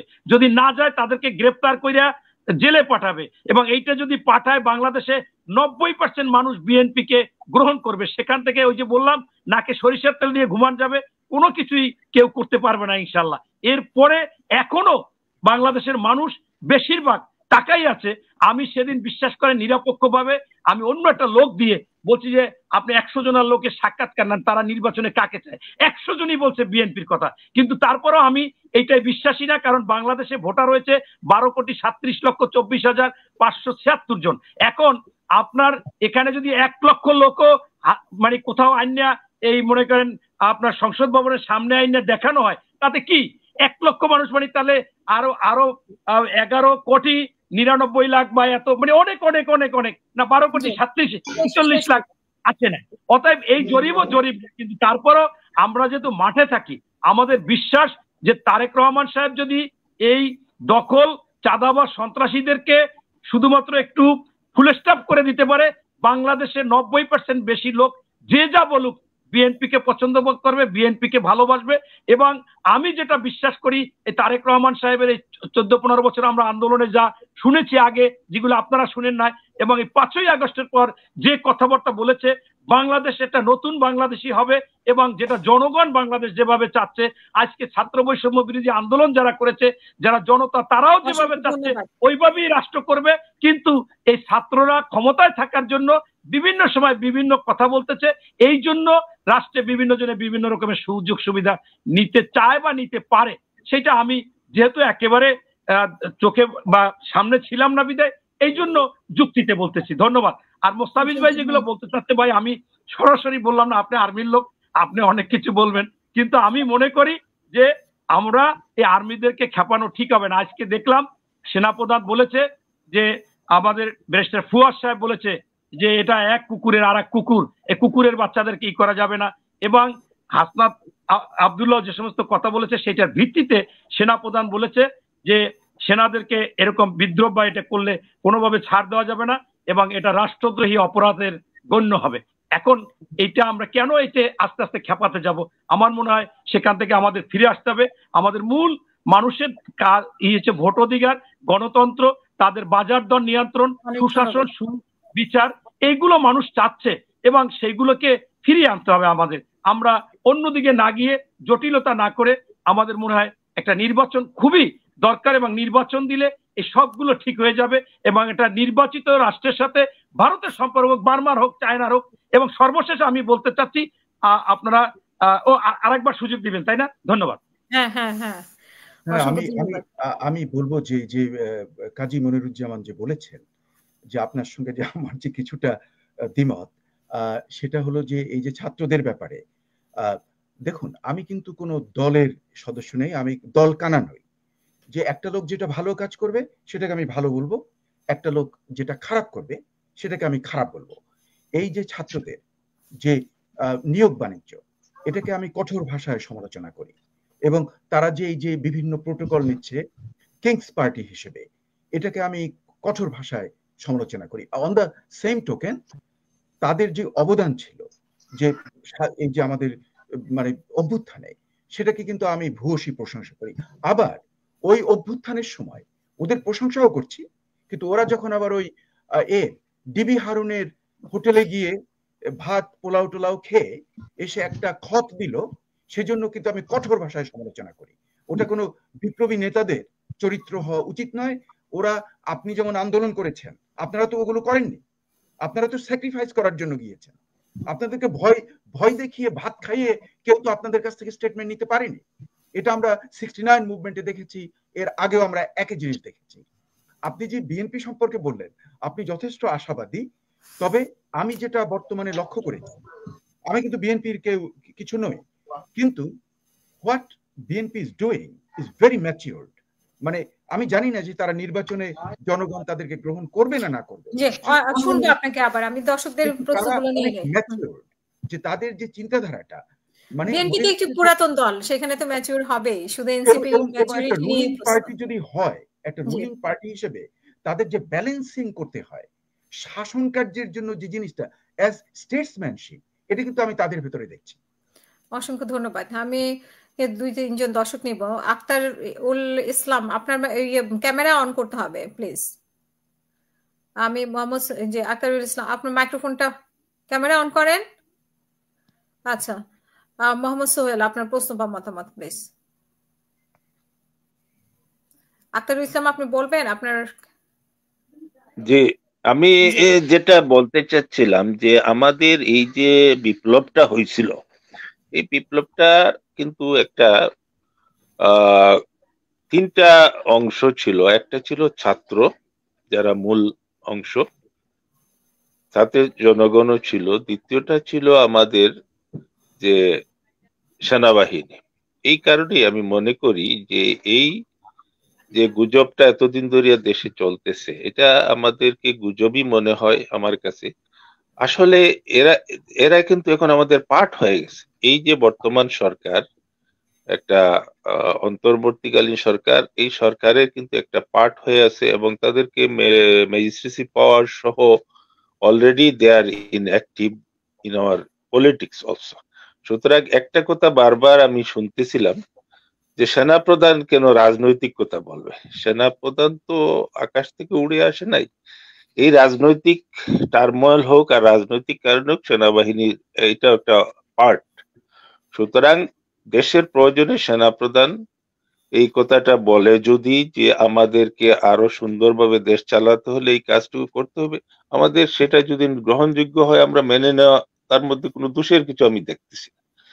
তো এই কারণে শুধুমাত্র সেনাবাহিনীকে প্রশ্নবিদ্ধ করা মোটেই ঠিক হচ্ছে না। এক, দুই নম্বর কথা আমি বলতে চাই যে নির্বাচন এবং সংস্কার, আমাদের এই বিপ্লবটা কিন্তু সংস্কারের কথা উঠছে।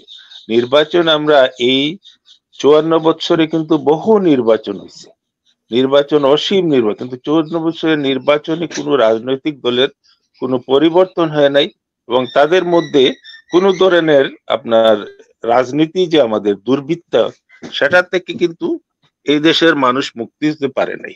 সুতরাং আমি মনে করি যে আমিও এক সময় 69-এর সেই গণ অভ্যুত্থানে ছিলাম, সেই বয়স ছিল, মুক্তিযুদ্ধেও ছিলাম।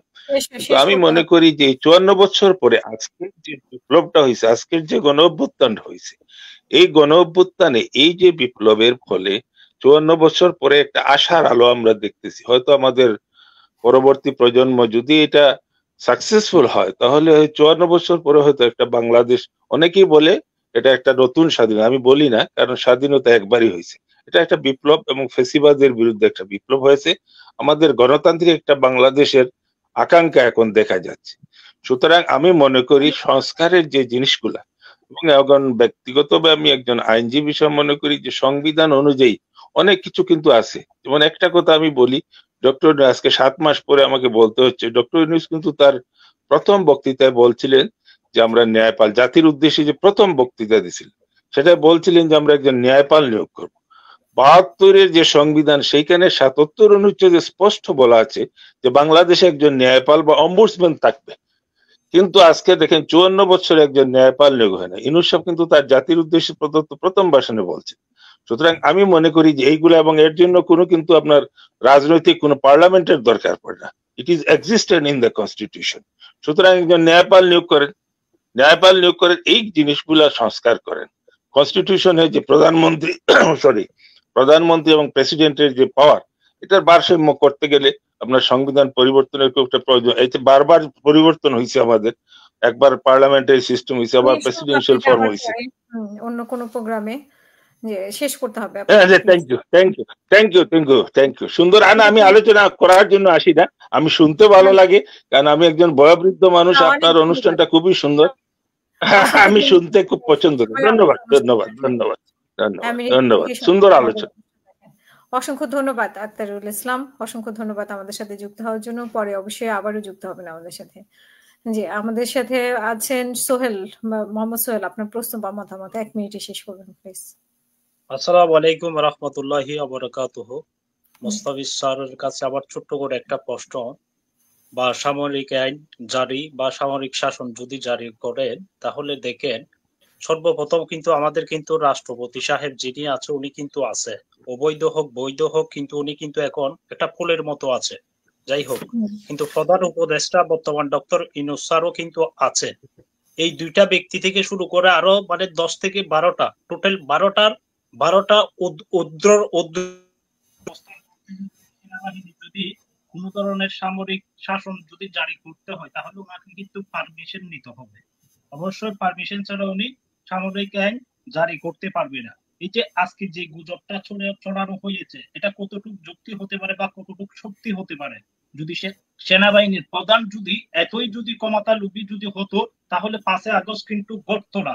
যদি 5 আগস্টে যদি ওনার মতো একজন সাহসী ব্যক্তি, আমি তো মনে করতেছি আমাদের দেশপ্রেমিক হিসাবে বর্তমান এই সেনাবাহিনীর প্রধান উনি একজন দেশপ্রেমিকের পরিচয় দিয়েছে। কোন হাসিনার আত্মীয় স্বজনের পরিচয় উনি দেয় নাই। 5 আগস্টে উনি যদি ছাত্র জনতার গণ অভ্যুত্থানের সামনে উনি তার না দাঁড়াতো তাহলে বাংলাদেশে কিন্তু হাজার এবং কি শত অনেক ধন্যবাদ। এগুলো নিয়ে আমাদের কিন্তু বিস্তারিত আলোচনা হয়েছে সেই দিন কিন্তু আত্মীয়ার সম্পর্কটা কিন্তু দেখাই নাই। কিন্তু উনি যদি ক্ষমতা লোভী হতো তাহলে যেই বাংলাদেশ খুনি হাসিনা পতন হওয়ার পরে পালিয়ে যাওয়ার পরে 3টা দিন বিনা সরকার ছাড়া এই আমার বাংলাদেশটা কিন্তু ছিল। উনি চাইলে ওই 3 দিনের ভিতরে কিন্তু উনি ক্ষমতার মালিকানা হয়ে যেতে পারতো। কিন্তু সেনাবাহিনীর ভিতর থেকে যে একটা দেশপ্রেমিক আমরা পেয়েছি, এটা আমরা আগামীতে জাতীয় নির্বাচন পর্যন্ত ওনার কাছ থেকে আমরা আশাবাদী।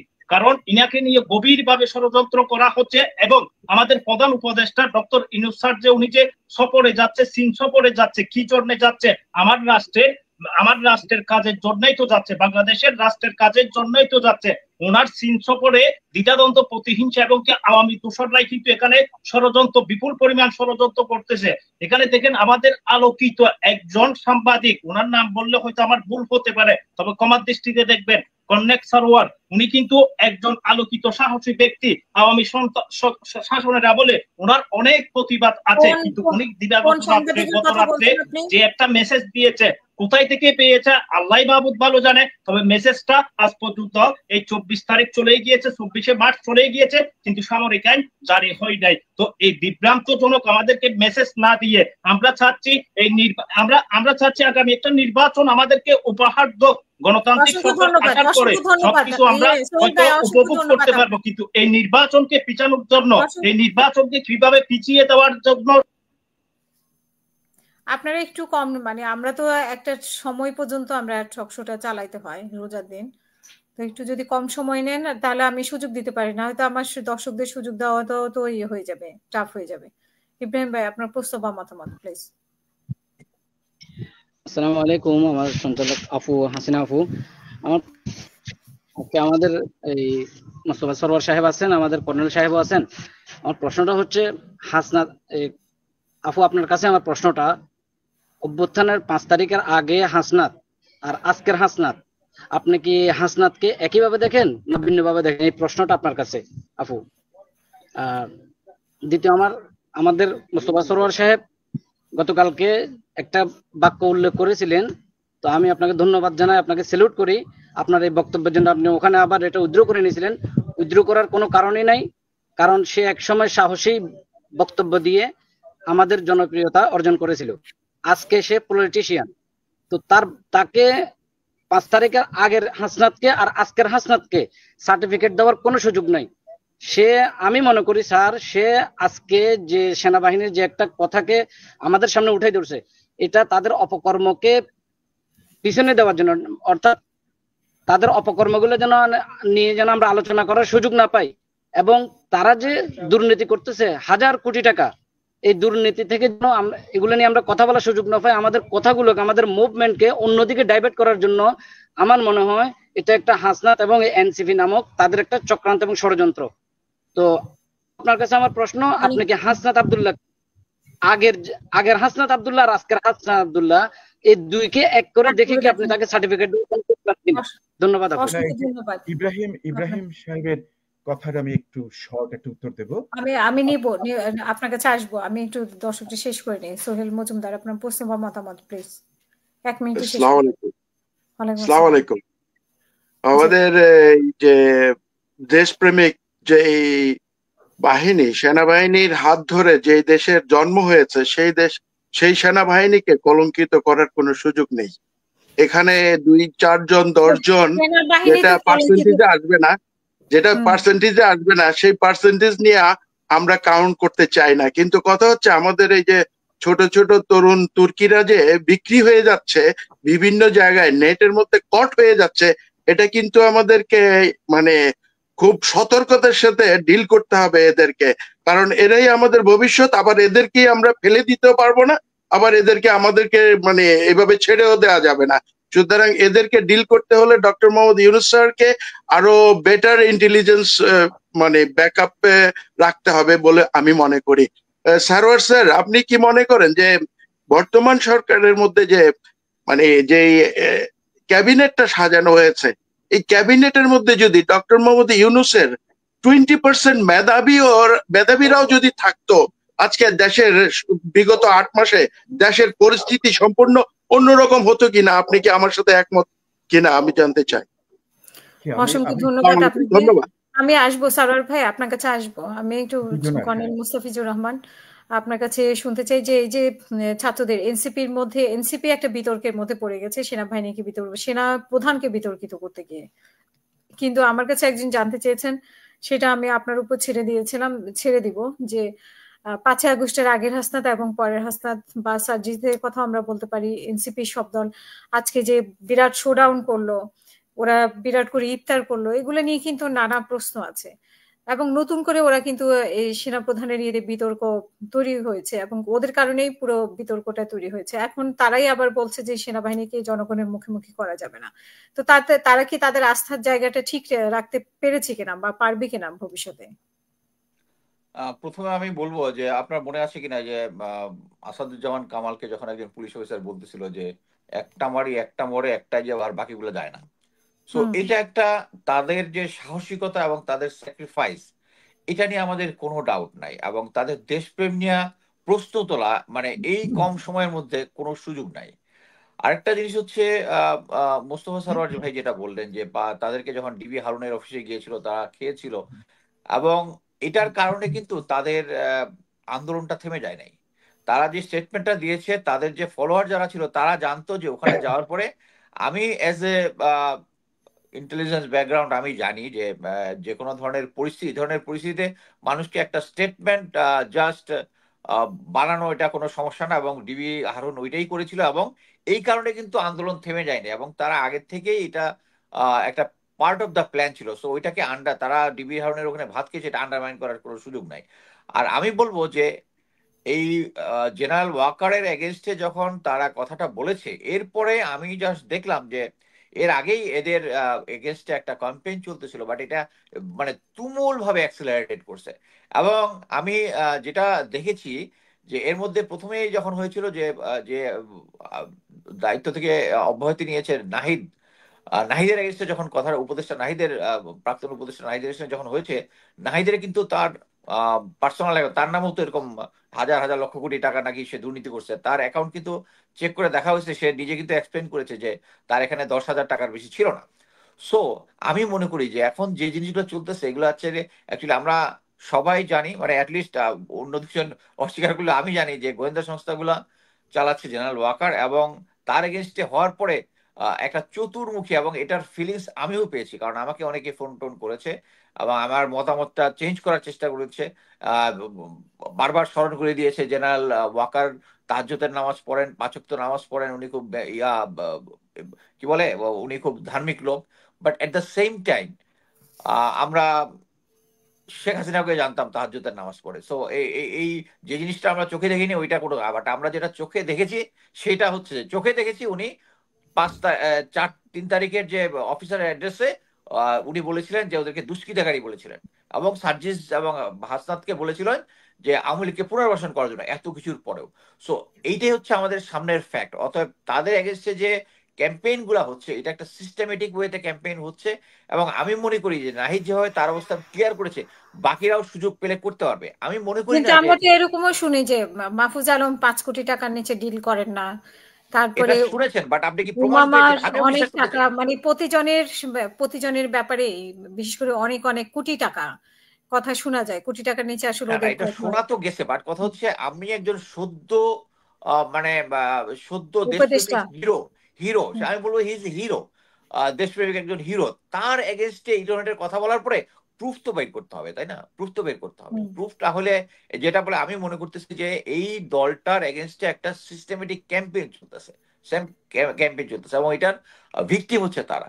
এখন কথা হচ্ছে আমি প্রথম থেকে আপনার তাহলে পত্রিকায় লিখছে যে বিএনপি চাঁদাবাজ, বিএনপি চাঁদাবাজির খবরে পত্রিকায় ভরা, তাহলে বিএনপি চাঁদাবাজ ওদের কথা যেহেতু পত্রিকায় আসছে না, তাহলে ওদেরটা মানে যাদেরটা পত্রিকায় আসবে না তাদেরটা আমরা বিশ্বাস করবো না।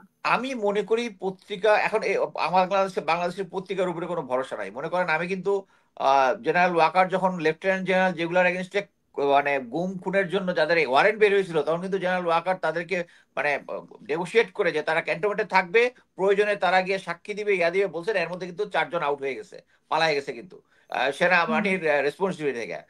এটা কিন্তু আমি বলার পরে কোন মেইন স্ট্রিম মিডিয়া কিন্তু আমাকে যদি বলতো যে আপনি গুজব ছড়াচ্ছেন, তাহলে না হইতো।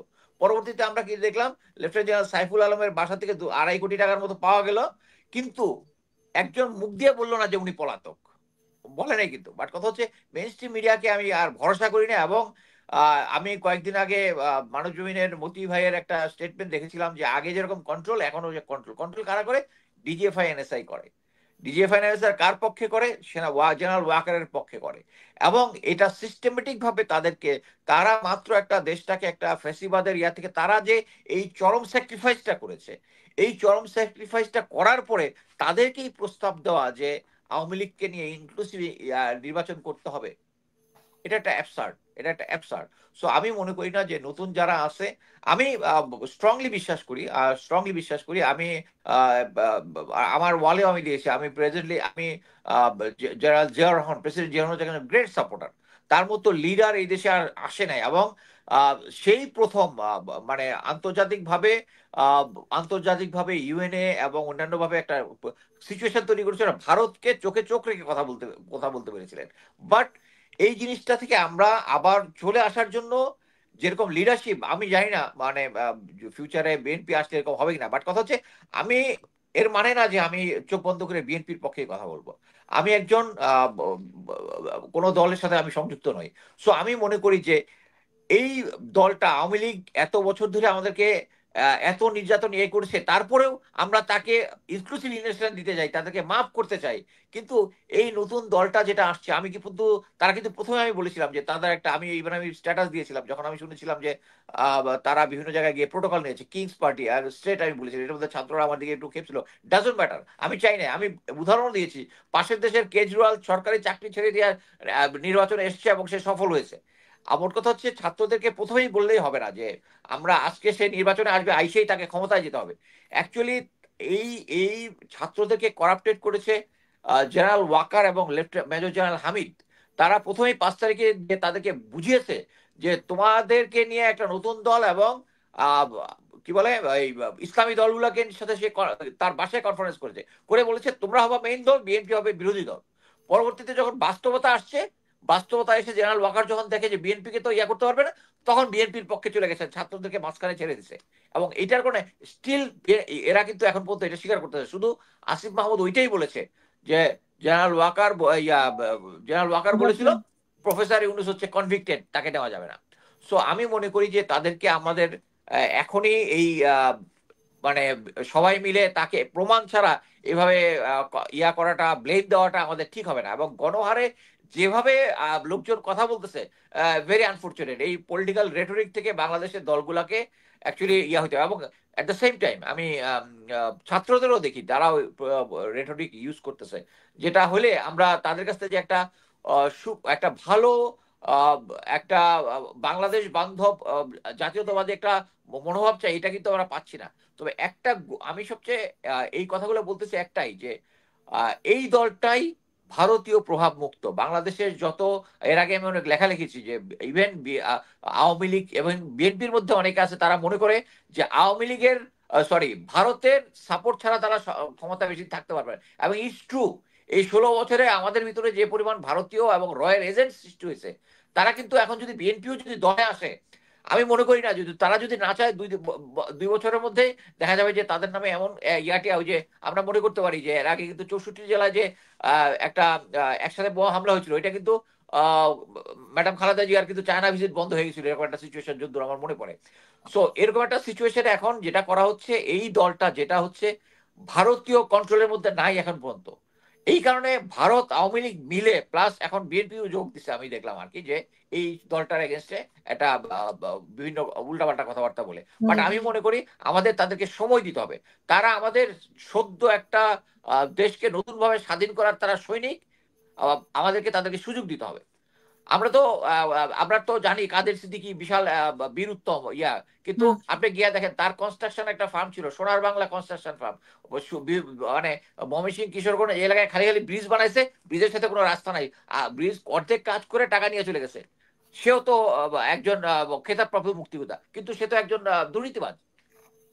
তো এত বছর পরে আমরা তাদেরকে কাদের সিদ্দিকীকে এখনো রেখে দিচ্ছি, আর এরা মাত্র দাঁড়াইতেই পারলো না, আমরা এদের এগেইনস্টে পিছিয়ে থাকা শুরু করছি। It's not fair. Thank you.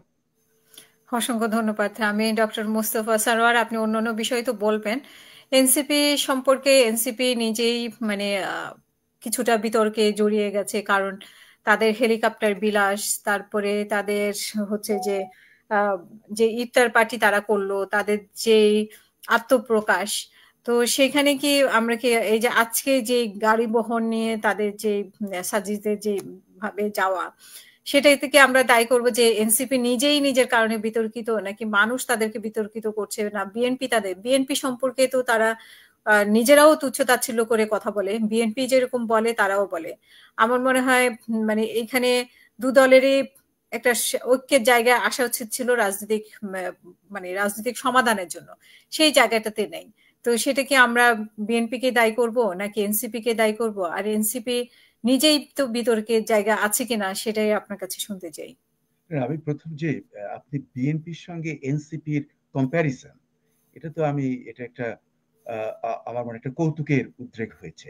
তার কারণ বিএনপি বিশাল দল, বিএনপির একটা ছোট্ট ওয়ার্ড লেভেলে যত সমর্থক আছে সেটা এই এনসিপি পুরো দেশ জুড়ে সেই সমর্থন আছে বলে আমার মনে হয় না। আপনি দেখলেন যে এই যে যখন সেনাবাহিনীর বিরুদ্ধে সে বিষোদ্গার করলো হাসনাত আব্দুল্লাহ, আমি কিন্তু মানে একটা জিনিস ক্লিয়ার করব, লেফটেন্যান্ট কর্নেল মুস্তাফিজুর রহমান, ওনাকে কিন্তু আমি দারুণ শ্রদ্ধা করি, কারণ উনি আর্মির ভদ্রলোক এবং আর্মির প্রতি আমার শ্রদ্ধা দারুণ অপরিসীম। আচ্ছা, কিন্তু আমরা তো অমত হতেই পারি যে মানে ওনার যে কথাটা যে এই যে হাসনাত আব্দুল্লাহ এরা যে কাজ করছে এদেরকে সমালোচনা করা হয়, এই সমালোচনার অসুবিধাটা কি? তার কারণ কেন আমি বলছি যে এরা একটা নতুন দল করেছে, এবং ওই যে আমি যে হারুনের রেস্টুরেন্টের কথা বলেছি, যে হারুনের ভাতের ওখানে খেয়ে ওরা মুচলেকার একটা সই করে দিল যে আন্দোলন শেষ। এই আন্দোলনটা আমরা যারা খুব গভীরভাবে, আই রোট 5 আর্টিকেলস এ নিউ এজ পত্রিকাতে, শুধু তাই নয়, একদম প্রথম যে বইটা বের হয়েছে এই আন্দোলনের উপরে, এই অভ্যুত্থানের উপরে, ওই বইটার নাম হলো দ্য 30 Days of July। ওই বইটার যে ফরওয়ার্ড, নট ফরওয়ার্ড, ফরওয়ার্ড, সেটা আমি লিখেছি 30 পৃষ্ঠার মতন, মাই রাইটিং। আমরা খুব লক্ষ্য করেছি যে আন্দোলনটা কেমন, কারণ আমরাও কিন্তু খুব ফ্রাস্ট্রেশনে ভুগেছিলাম ওরা যখন ওখানে সই করে এই স্টেটমেন্টটা দিল, এবং তার কয়েকদিন কিন্তু একদম থমথমে অবস্থা ছিল, আন্দোলনের কোনো মুভমেন্ট ছিল না। কিন্তু আনটিল আনলেস যে প্রাইভেট বিশ্ববিদ্যালয়ের যে ছাত্ররা ওরা যদি অংশগ্রহণ না করত, এবং রাজনৈতিক দলগুলো, Tarique Zia from London, he was instructing all his units to be very active, এবং অন্যান্য দল জামাত ইসলামী এবং চরমোনাই, তারপরে ওই জোনায়েদ সাকি, তারপরে নূর, তারপরে যে কিবরিয়া, এদের দলগুলো এমন ভাবে তখন ঝাঁপিয়ে পড়েছিল, এবং ফরফ্রন্টে ছিল ওই প্রাইভেট ইউনিভার্সিটির ছাত্ররা, এবং তাতেই আমরা দেখলাম যে আন্দোলনটার গতি চেঞ্জ হয়ে গেল। কিন্তু এদের কথা যদি শুনতো তাহলে কিন্তু ওখানেই 12টা বেজে যেত এই আন্দোলনের। এরকম আমি আমার বাংলাদেশের ইতিহাসে আমি তো অনেক আন্দোলন দেখলাম, কতগুলোতে নিজে ছিলাম, কতগুলো দূর থেকে দেখলাম।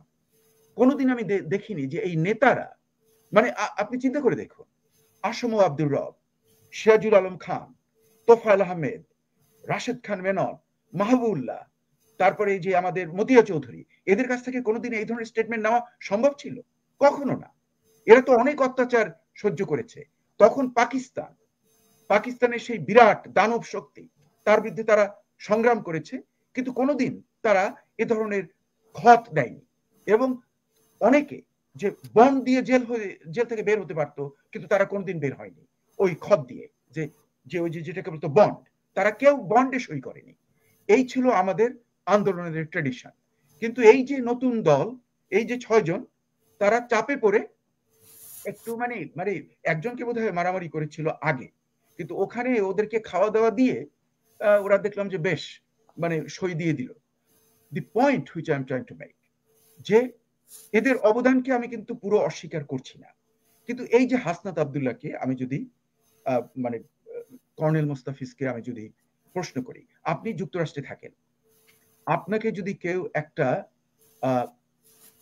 1,98,00,000 টাকা, প্রায় ধরেন মানে 2 কোটিকে আমি যদি ট্রান্সলেট করি অ্যাবাউট 180,000 190,000 এর, যদি একটা আপনাকে মার্সিডিজ SL 560 কে আপনাকে যদি কাউ গিফট দেয়, আপনি একটু নিয়ে দেখেন তো, আপনার কিন্তু হাতে করা দিয়ে ইউল বি ইন জেল, আপনার যে immigration status will be smashed, you'll be in the jail.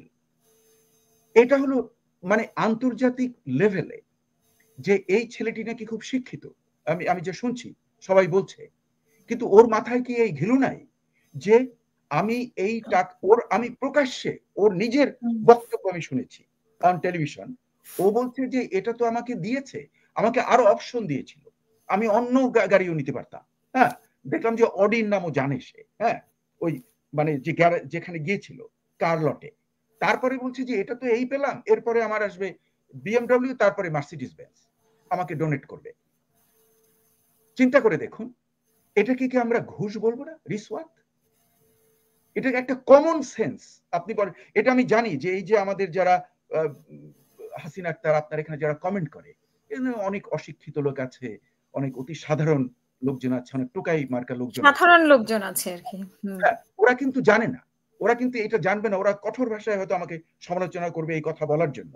এখন এই যে সেন্সটা, এখন তাদেরকে যদি রাজনৈতিক দলগুলো তো ডোনেশন নেয়, তারপরে রাজনৈতিক দলগুলো তো উপহার নেয়, তারপরে গাড়িও তো নিচু ইউজ করে। আমরা তো সালাউদ্দিন সাহেবকেও দেখলাম যে গাড়ি ব্যবহার করতে, যদিও পরে অন্য ব্যাখ্যা শুনলাম।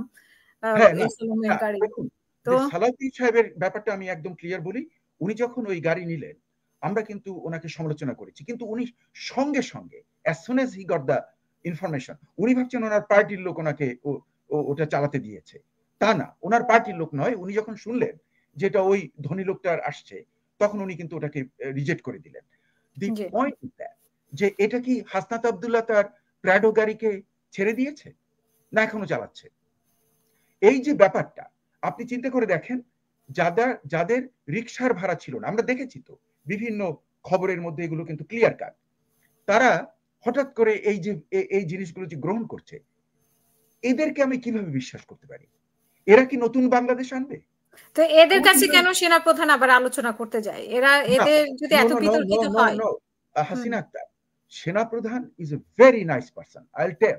মানে আমি এতদিন কিন্তু ওনার সম্পর্কে কমেন্ট করিনি না, উনি তাহলে রাষ্ট্রীয় ব্যাপারে উনি এদের সাথে, এরা যদি মানে এদের মানে আর্থিক যদি সমস্যা থাকে, মানে দুর্নীতির ব্যাপারে যদি কোনো ইয়ে থাকে, আমরা তো শুনছি অনেকদিন থেকেই, উনি নিশ্চয়ই আরো বেশি জানার কথা। তো উনি আবার এই দলকে কেন এত গুরুত্ব দিচ্ছেন? না, ওনার আমি গুরুত্বের প্রশ্ন বলবো না, ওরা মানে one has to be open in discussion, যে এই যে দলটা এনসিপি, এই দলটাও কিন্তু একটা স্টেক হোল্ডার। এখন উনি বিশ্বাস করলেন কিভাবে এদেরকে? আমাকে 2 মিনিট সময় দেন, আমি ভূমিকাটা করে নেই আগে। Wakeruzzaman is leading the Bangladesh arm forces, মানে আর্মি। আচ্ছা, এই ভদ্রলোকের বিশাল দায়িত্ব। আমাদের একমাত্র অহংকার, আমি আজকে বলবো যে আমাদের পুরো জাতির একমাত্র অহংকার আমাদের বাংলাদেশ আর্মির বিভিন্ন আর্মি, নেভি এবং অন্যান্য যে বাহিনীগুলো আছে, তারা যারা ইউনাইটেড নেশনস এর peace keepers in Africa and other countries. আমার মাথা উঁচু হয়ে যায় এদের সম্পর্কে আমি যখন আন্তর্জাতিক বিভিন্ন মিডিয়ামে এবং বিভিন্ন অফিসিয়াল অর্গানাইজেশনসে এদের প্রশংসার বাণী শুনি, তখন আমার বুক ভরে যায়, আমার মাথা আকাশ পর্যন্ত চলে যায়। এই বাহিনীর উনি হলেন হেড, এবং ওনার হাতে অনেক দায়িত্ব, যে আন্তর্জাতিক যে আইন কানুনগুলো উনি তো লক্ষ্য করেন, হ্যাঁ, তার বাহিনীর যাতে কোনো ক্ষতি না হয় সেটা তাকে লক্ষ্য করতে হবে, এবং এটাই ওনার একটা ডিউটি। এবং যেহেতু এটা ট্রানজিশন, একটা ক্রান্তিকাল চলছে, ওখানে ওনার সমর্থন ছাড়া, আমি আপনাকে বলি, উনি যদি কালকে বলেন যে আমি ইউনূস গভর্নমেন্টকে ব্যাকআপ করব না, কালকে ইউনূস গভর্নমেন্ট কলাপস করে যাবে। ইট ক্যানট রান। উনি তো ইউনূসকে চাই নাই, হাসনাতের কথা মতো তো উনি ইউনূসকে না, আসিফের কথা মতো। নো, ওদের কথা যে কতটা সত্য আর অন্যদের আসিফ তো একজন মন্ত্রী পর্যায়ে আছেন। মন্ত্রী পর্যায়ে হলেই যে সে তার সব কথা একদম সে ফেরেশতা হয়ে গেছে, কথা বলছে সেনা প্রধান সম্পর্কে, হ্যাঁ, ওই যে সে ফেরেশতা হয়ে গেছে, তার সব কথা একদম সঠিক। এটা আমার বাংলাদেশের এই রাজনীতিবিদ ধান্দাবাজিতে আছে, হঠাৎ করে চেহারা চেঞ্জ হয়ে গেছে, টাকা পয়সা প্রচুর খাচ্ছে, এদের কথা আমি মনে করব যে এরা ফেরেশতা, এদের সব কথা সত্য, এটা আমি কখনো বিশ্বাস করব না। আচ্ছা, যাই হোক, তো এখন যে আমি আর্মির চিফের কথা বলছি, যে ওনার একটা বিশাল দায়িত্ব, এই দায়িত্ব উনি পালন করছেন, ওনার বাহিনীর সবাইকে রক্ষা করা ওনার এটা ডিউটি। এবং ওনাকে আমি শুনলাম, আমার হাসি পায়। আপনি যদি একজনকে বলেন সে ভারতের দালাল, আর তাকে যদি বলেন সে পাকিস্তানের দালাল, either he is a double agent or you are a foolish dumb, you are an idiot. এই যে জিনিসটা আমরা বুঝতে পারি না। ওনাকে একবার বলা হলো নাকি জামাতের একজন বিরাট দালাল, কই এখন আবার শুনছি উনি নাকি আওয়ামী লীগের দালাল। কিন্তু লক্ষ্য করে দেখুন যে লোকটা কাজিনের হাজব্যান্ড, হাসিনার কাজিনের হাজব্যান্ড, উনি হাসিনাকে উৎখাত করে দিলেন। He did it. উনি যদি এখানে না আসতেন, রক্তগঙ্গা বয়ে যেত, এবং এই আন্দোলনের ওদেরকে তো মানে হারুনের হোটেলে তো পোলাও কোরমা নাকি খাইয়ে ওদেরকে করেছে, ওদেরকে যদি ধরে নিয়ে হাসিনার মানে স্বৈরাচারী হাসিনার যে গুন্ডার দল, ওদেরকে ধরে নিয়ে যদি একটা ভালো মার দিয়ে দিত, তাহলে ওরা 100 বছরের বন দিয়া বের হয়ে আসতো।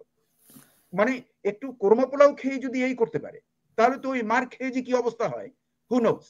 কাজে আমি মনে করি যে ওয়াকারুজ্জামান এবং বাংলাদেশের সামরিক বাহিনী আমাদের এই জুলাই গণঅভ্যুত্থানে তাদের অবদানকে ছোট করে দেখা যাবে না, এবং এই সামরিক বাহিনীর বিরুদ্ধে আজে বাজে কথা বলে তাদের মধ্যে বিভক্তি করে আনা এবং একটা গৃহযুদ্ধের সৃষ্টি করা, এটা হবে। এবং আমি আরো বলবো, আমি অ্যাড করব, যে উনি যে কনসার্ন, যে কথাটা বলেছেন যে উইদিন এ মান্থ একটা জঙ্গিবাদী একটা কিছু হতে পারে, এই জঙ্গিবাদী ইসকনের কথা বলেছেন। ইসকনের যে ক্ষমতা, তাতে আমি ওদেরকে খুব একটা পাত্তা দেই না, মানে I don't count them that much, যে ওরা একটা বিরাট মানে সন্ত্রাসবাদী কিছু করবেন। আর এটা একটা সন্ত্রাসবাদী দল নয়। হ্যাঁ, আপনি হয়তো ভাববেন, আমি জানি আমাকে অনেকে গালি দেবে, কিন্তু ইসকন ইজ নট এ সন্ত্রাসবাদী দল। হ্যাঁ, এটা এরা হরে কৃষ্ণ হরে রাম বলে এইসব করে ওরা কাটায়।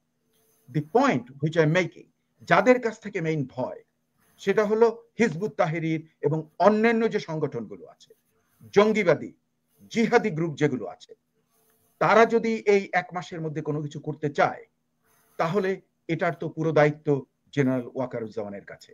অসংখ্য ধন্যবাদ। সাবধান হতে হবে, কারণ এরাই কিন্তু যদি গৃহযুদ্ধ বাজিয়ে দেয়, তাহলে কিন্তু আমাদের বাংলাদেশ হয়ে যাবে সিরিয়া, এটা হবে ইরাক। এবং দেখুন, আমার কোনো আত্মীয় স্বজন খুবই নেই, আমার আপন আত্মীয় যারা, হ্যাঁ, এরা কিন্তু বাংলাদেশে কেউ নেই। আমার অল্প কয়েকটা বন্ধু বান্ধব আছে, তারাও যুক্তরাষ্ট্রে, most of them England, Canada and অস্ট্রেলিয়াতে। The point I am making, যে যেখানে আমার জন্ম, যে দেশে, আমার কোনো ব্যক্তিগত স্বার্থ নেই। I tell you, I am not interested about anything. I am doing damn good here in United States of America. I am within very small this country. কাজে আমার ওখানে কোনো স্বার্থ নেই। কিন্তু the point which I am making, যে ওই দেশে যদি গৃহযুদ্ধ হয় এই সমস্ত জঙ্গিবাদীদের জন্য, তাহলে আমার যেখানে জন্ম, যেখানে আমি ছোটবেলা থেকে মানুষ, সেই মানুষগুলোর যে কত কষ্ট হবে। মানে বছরের পর বছর আমরা যেটা ইরাকে দেখছি, হাজার হাজার লক্ষ লক্ষ লোক মারা যাবে, না খেয়ে মরবে, দেশান্তরিত হবে, কোথাও ফসল হবে না। এই যে জিনিসটা যাতে না হয়, সেই জন্য বিশাল দায়িত্ব হলো জেনারেল ওয়াকারুজ্জামানের কাছে, এবং উনি ওটা পালন করছেন এবং আমি ওনাকে সাধুবাদ দিচ্ছি। এবং সঙ্গে সঙ্গে যে আমাদের কাজী মুনিরুজ্জামান মুনির রয়েছেন, আমি ওনাকে ধন্যবাদ দিচ্ছি যে আপনারা কিন্তু খুব ম্যাচিউরিটি দেখাচ্ছেন, ইউ আর শোয়িং ম্যাচিউরিটি। আমি কিন্তু বিএনপির নই, বিএনপির সঙ্গে আমার কোনো সম্পর্ক নেই, কিন্তু আপনারা যারা করছেন, আপনারা যে ম্যাচিউরিটি দেখাচ্ছেন, ভবিষ্যতে যদি আপনারা নির্বাচিত হন তাহলে আমি মনে করি গিভেন দ্য সার্কামস্ট্যান্সেস, আমাদের অনেক দুঃখ আছে, অনেক কষ্ট আছে, অনেক লিমিটেশনস আছে, কিন্তু আপনারা ভালো কাজ করবেন এটাই আমরা আশা রাখি। তবে আপনারা যে উইন করবেন তা কিন্তু বলা যায় না, ওই হয়তো এনসিপি উইন করে আসতে পারে, এটা জনগণের ইচ্ছা, এই জনগণের ইচ্ছাকেই আমাদেরকে মানতে হবে। দেখা যাচ্ছে। অনেক ধন্যবাদ আপনাকে। আমি ডক্টর কাজী মনিরুজ্জামান মনির হান্নান মাসুদকে হাতিয়ায় আক্রমণ করা হয়েছে এবং বলা হয়েছে পত্রিকায় যেটা এসেছে যে ছাত্র দলের নেতারা, মানে ছাত্র দলের লোকজন তাকে আক্রমণ করেছে। তো আজকে আমরা সাজিদে দেখলাম বিশাল শোডাউন, এবং হান্নানও আমরা দেখলাম যে হান্নান মাসুদও হাতিয়ায় সেরকম মানে সাজিদের মতো না হলেও মোটামুটি ছিল। তো এবং এই দল সম্পর্কে অনেক ধরনের কথাবার্তা হচ্ছে, যে যেটা কর্নেল মোস্তাফিজুর রহমান ভাই একরকম বললেন যে ওদের মানে অনেস্ট ছিল, ওরা অনেস্টই আছে, কিন্তু ডিজিএফআই লোকজন বা গোয়েন্দা বাহিনীর লোকজন এগুলো করছে। আপনার কাছে আপনারা বিভিন্নভাবে সমালোচনা করার চেষ্টা করছেন, এটা কি ঠিক হচ্ছে? আসলে আমি সমালোচনা করতেছি না, আমি বাস্তবতা এবং সত্য তুলে ধরছি। আপনি বাংলাদেশে যদি আওয়ামী লীগকে নিষিদ্ধ চাইতো, এই হাসনাত আব্দুল্লাহ সারজিদ এবং সাইফুল ইসলাম তারা আদালতে একটা রিট করেছিলেন, সেই রিটটা যদি শুনানি হবে সেদিন তারা প্রত্যাহার করলো। আবার দেখেন যে আপনার ওরা বলে যে কোনো জায়গায় তাদের কোনো কিছু করতে দিবে না। আপনার পরশুদিন ধানমন্ডি 27-এ ঠিক মাগরিবের আজানের সময়, ইফতারির সময়, সেই সময় আওয়ামী লীগের 35 জন লোকের নাই অনেকে পেপার পত্রিকায় নামছে, কিন্তু সেখানে এদেরকে কেউ খুঁজে পাওয়া যায়নি। আমাদের ছাত্রদলের ছেলেরা এসে এখানে তাদেরকে তাড়া দিয়ে 3 জনকে গ্রেপ্তার করে দিয়েছে। এই জন্য আমি একটা বক্তব্য দিয়েছিলাম যে আগে বলতাম আওয়ামী লীগ মুসলমান না, এখন দেখলাম যে মানুষও না। কারণ একটা রমজান মাসে মুসলিম কান্ট্রিতে এই ইফতারির সময় মিছিল নামায়, ভাই আর এক সময় আনালে ভোর রাত্রে নামাইতা, আমরা তো ওই ফজরের নামাজ পড়েও মিছিল মিটিং করেছি, এই জন্য ইফতারির সময় তোমরা নামাইলা। সেখানে কিন্তু 3 জনকে গ্রেপ্তার করে দেওয়া হয়েছিল। এরপর আপনার হচ্ছে যে তারাই কিন্তু এই প্রেস ক্লাবে একাধিকবার সাংবাদিক সম্মেলন করেছে এবং তারা আন্দোলনও নামতে চেয়েছিল যে সারা বাংলাদেশে আওয়ামী লীগের যারা অনির্বাচিত কাউন্সিলর, এবং কাউন্সিলর বলতেই কিন্তু কমিশনার বলতেই আতঙ্ক, দানব, তারা অবৈধ সম্পদের পাহাড় আছে, তাদেরকে তারা ওই শপথে নিতে চেয়েছে। এই আপনার আসিফ মাহমুদ, নাহিদ এবং এই যারা সারজিদ, এরা আমরা প্রতিবাদ করেছি। আমি 2-3টা প্রোগ্রাম করেছি ওই জন্য ওদের কথা বলে যে কেন প্রেস ক্লাবের সামনে আমরা সেটা প্রতিবাদ করেছি। তাহলে এটা কিভাবে আপনি আশা করেন যে তারা আসলে আওয়ামী লীগকে করতে চায়? মূলত আমার কাছে মনে হচ্ছে যে এরা বিভিন্ন অপকৌশলে, বিভিন্ন রকমের অস্থিরতা করে তাদের ক্ষমতা দীর্ঘায়িত করতে চায়, এবং তারা যেদিন নির্বাচনে যোগ্য হবে সেই দিন আপনারা নির্বাচন হবে। তো এইটা তো মনে করেন রাজনীতি ক্ষেত্রে হয় না। এটা পরিবারে যদি 2টা মেয়ে থাকে, একটা যদি অসুন্দর থাকে বড়টা, বিয়ে দিতে চায় না, বড়টা বিয়ে না দিয়ে তাহলে সোনো পাউডার টাউডার দিয়ে টিয়ে চেহারা সুরাত বারবার চেষ্টা করে, রূপচর্চা করে টরে, তারপরে যদি না হয় তাই বসে থাকে। কিন্তু রাজনীতিতে তো আপনি কখন যোগ্য হবেন, কখন আপনি হবেন, সেইটা আসলে এরকম ষড়যন্ত্র আমার কাছে মনে হচ্ছে। তবে আমার কাছে এই যে সদ্য কিছু যোগ্য হয়ে গেছে, তাদের পেছনে মানে গাড়ির বহর, আপনারা যেরকম নেতা যদিও আপনারা নিষিদ্ধ ঘোষণা করেছেন, আপনাদের গাড়ির বহরের নিষিদ্ধ করা হয়েছে মনে হয় বিএনপির পক্ষ থেকে, কিন্তু তাদেরও তো সেরকম অবস্থান আমরা দেখতে পাচ্ছি। আমি আপনাকে বলি 5ই আগস্টের পর থেকে আমি স্কাইবিতে আমাদের ভারপ্রাপ্ত চেয়ারম্যান মহোদয় তারেক রহমানের সাথে আমি মনে হয় প্রায় 10-12টা স্কাইবিতে সামনাসামনি ছিলাম। আমাদের যারা সম্ভাব্য এমপি প্রার্থী তাদের সাথে, বাগেরহাট জেলা, আবার এরকম বিভিন্ন সময়। তো উনি কিন্তু প্রত্যেকটা জায়গায় বলেছে যে গুন্ডারা ব্যবহার করে হুন্ডা, মানে হুন্ডা ব্যবহার করে গুন্ডারা, আপনারা হুন্ডা ব্যবহার করবেন না, আপনারা শত শত লোক নিয়ে কোথাও যাওয়া দরকার নাই, শোডাউন দেওয়া দরকার নাই। আপনি একা যাবেন, যদি ওই শত শত লোক নিয়ে যান আর যদি হুন্ডা নিয়ে যান, তাহলে তো আপনি হাত জায়গায় বলবেন হাই হ্যালো ভালো, তাহলে জনগণের কথা শোনা যাবে না। জনগণের কথা শুনতে গেলে একা যাবেন, বড় জোর একটা হুন্ডায় আপনি চালাইয়ে যাইতে পারেন। কারণ আপনার যদি বিশ্বাস না থাকে জনগণ আপনাকে ভালোবাসে না, মাইরে ফেলাইতে পারে, ক্ষতিগ্রস্ত, তাইলে আপনার রাজনীতি করার দরকার কি? এবং আমি কিন্তু সেই কাজটাই ইনশাল্লাহ সেই থেকে করে যাচ্ছি, করব, কালকেও যাব, পরশু থেকে সেইটাই আমি করব এবং করে যাচ্ছি। তাই আজকে যেটা শোডাউন, আমি আপনাকে ভিডিও দেখাতে চেয়েছিলাম যে এত গাড়ি সার্জিদের পিছনে মনে হচ্ছে যে বিশ্বের ডোনাল্ড ট্রাম্প অথবা এরকম একজন লোক বাংলাদেশে আসে, তাকে এগুলো এত হবে না এরকম অবস্থা। তাই আমি বলতে চাচ্ছি গুজবের কথাটা যেটা বললাম, যে আপনারা জানেন যে বাংলাদেশের ভালো একজন বন্ধু হচ্ছে চায়না।